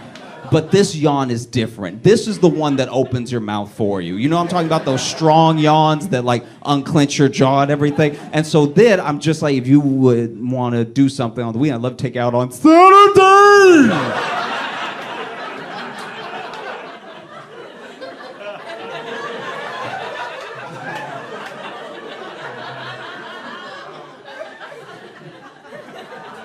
And now because I've tried to talk through the yawn and I haven't done much talking, it sounds like how I talk sometimes. And so then also the yawn was so powerful. You ever get that tear that comes and goes like, I actually had the tear roll it. I was like, Saturday!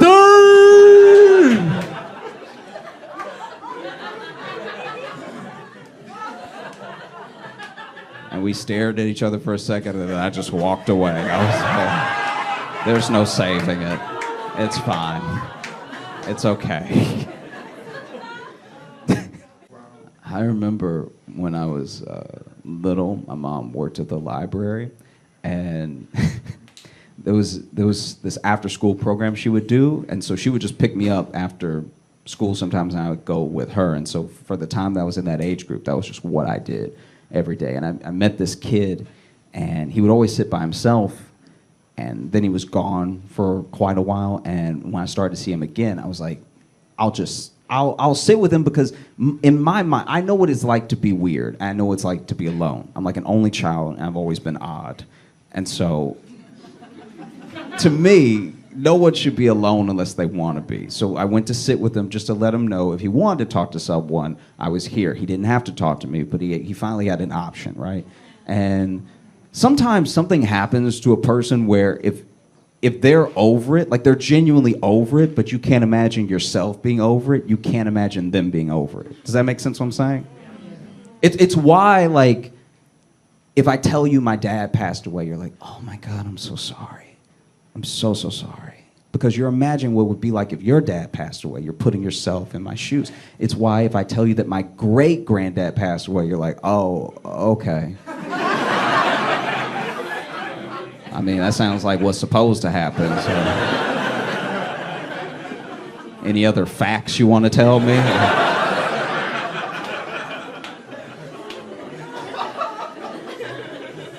And so I remember I started talking to him, because I was curious about him and everything, and the thing we were doing that day was we were putting together a bridge with popsicle sticks. And so we would glue the bridges together, and whoever had the strongest bridge at the end of the, day would win. Like, their little team would win. I was on a team with him. And I remember asking him, his name, asking him if we were in the same grade, because I thought that we were, and he's like, yeah, I'm in the 6th grade too. I was like, oh yeah, me too, man. And we're putting the popsicles on. And I asked him, I was like, I thought you moved away or something, because I used to see you all the time, and then I didn't see you for a whole year. And without missing a beat, he just keeps putting the popsicles on the bridge, gluing them, doing his work. And he's like, nah, I didn't move away. I just got kidnapped.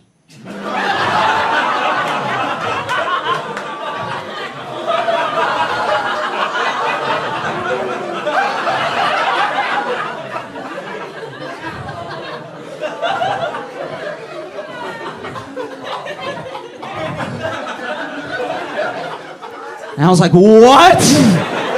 He's like, oh, you didn't hear me? I got kidnapped. He's like, are you okay? And without missing a beat, he just goes, yeah, I'm back, so it's all good.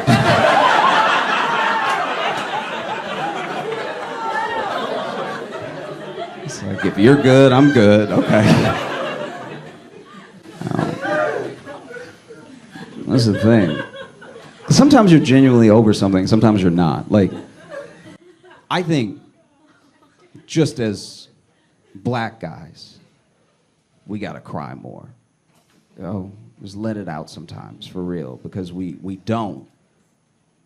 Always too tough at everything, and there's some things you can't out tough in life, and so when you finally break down and cry, we have no practice.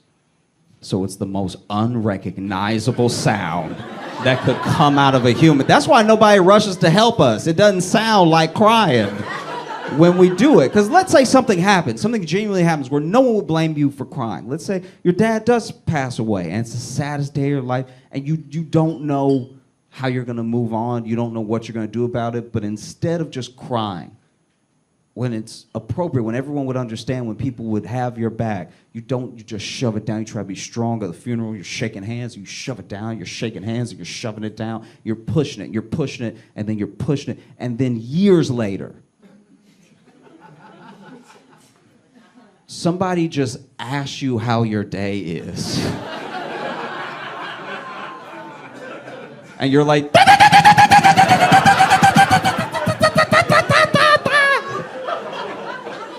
people come running like, is that an alarm? What was that?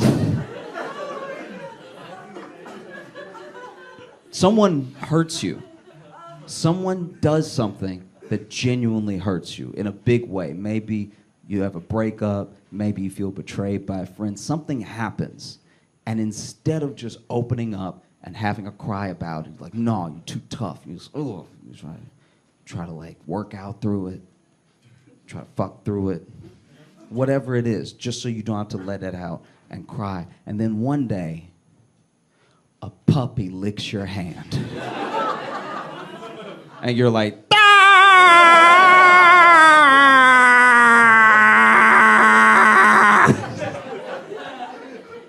no one even rushes to help you because they're like, so clearly he needs an exorcism because there's something in there. I've never heard that sound before.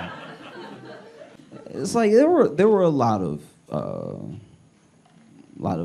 peaceful protests in 2020, and there were a couple that weren't. I think enough time has passed that we can admit that it's like, nah, they looted. That's just that Target didn't do anything. Nah, they want that stuff that was in there. That's all that happened. And this guy that I know, during one of the protests, like some loot broke out, and he looted. But I don't know if he panicked. I don't know what happened. But all he looted was a rabbit from a PetSmart.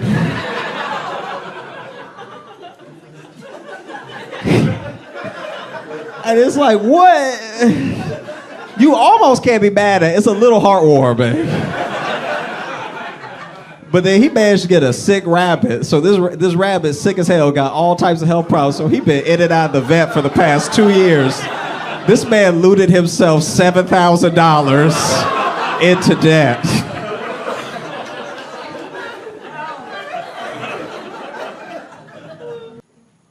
Does anyone here believe in God? It is kind of weird that it's like a resounding no now. Like I'm always worried about when the masses have an opinion, and it's like clearly when everybody believed in God, things were not going well. Like they were not doing the right thing. But now I'm like, oof, everyone saying no also feels a little off. You know, because this is a big bet. Like if God's real, we're really laying out all the chips. This is funny. I was thinking. I've thought a lot about God in the last 3 years and everything. And okay, this is a long walk, but just roll with me for a second. All right.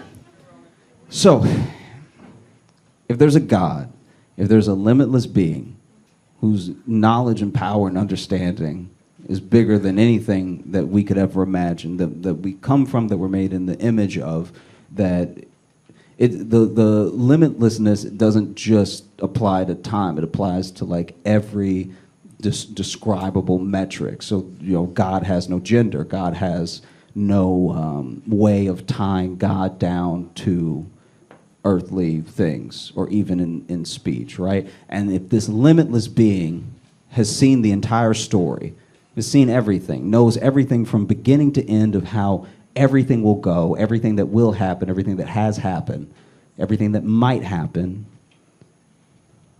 then maybe God in that limitless power chooses to tip scales at times and punish people for bad things or move lives in a specific way. And maybe, if you know the whole story, you don't have to think or act in a linear way. We behave linear because time is always moving forward, and it's all we know. So if someone does something bad to me, and then I take revenge on them, it all makes sense to the people you tell the story to because something happened and there was a reaction. But if you know the entire story, maybe it doesn't matter when the thing happens. You know, maybe something bad happens to someone, but they're like an asshole anyway. So you're like, whenever it happened, it was worth happening. And maybe, like God knowing and understanding and seeing all of humanity and what the people would be like, all the people made in his image, all his children. I'm only using his because now I'm just talking about a specific like biblical understanding, right? Maybe in all of that, God saw all the people and he saw that some people would be terrible to other people that were his children, all made in his image, but some people would be terrible to other people because they were different. You know? And then in those differences, he looked at the whole of history and thought to himself, okay, I need to do something about this. But rather than working on a linear scale, rather than waiting for a thing to happen to react to a thing, for a thing to happen to react to a thing, maybe God was just like, I'll do it whenever. Maybe I'll go to the beginning. Maybe God saw that there were going to be gay people and how abused and mistreated they would be by other people that claim to be moving in his name. All right? So maybe at the very beginning of time, God said, okay, if this is how humanity works, thinks, if this is how humanity will move, then I'll have to do something about it. And maybe God saw that it would be men, mostly men, who were the most violent, who were the most, combative against these people that were different. And so then at the beginning of time, God decided, fine, if you're going to be like this, I'm going to put the G-spot in the ass.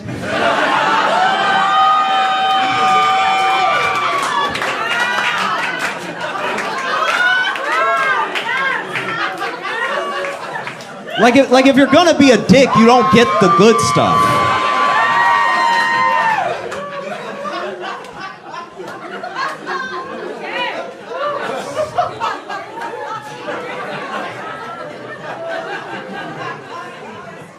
I told you it was a walk.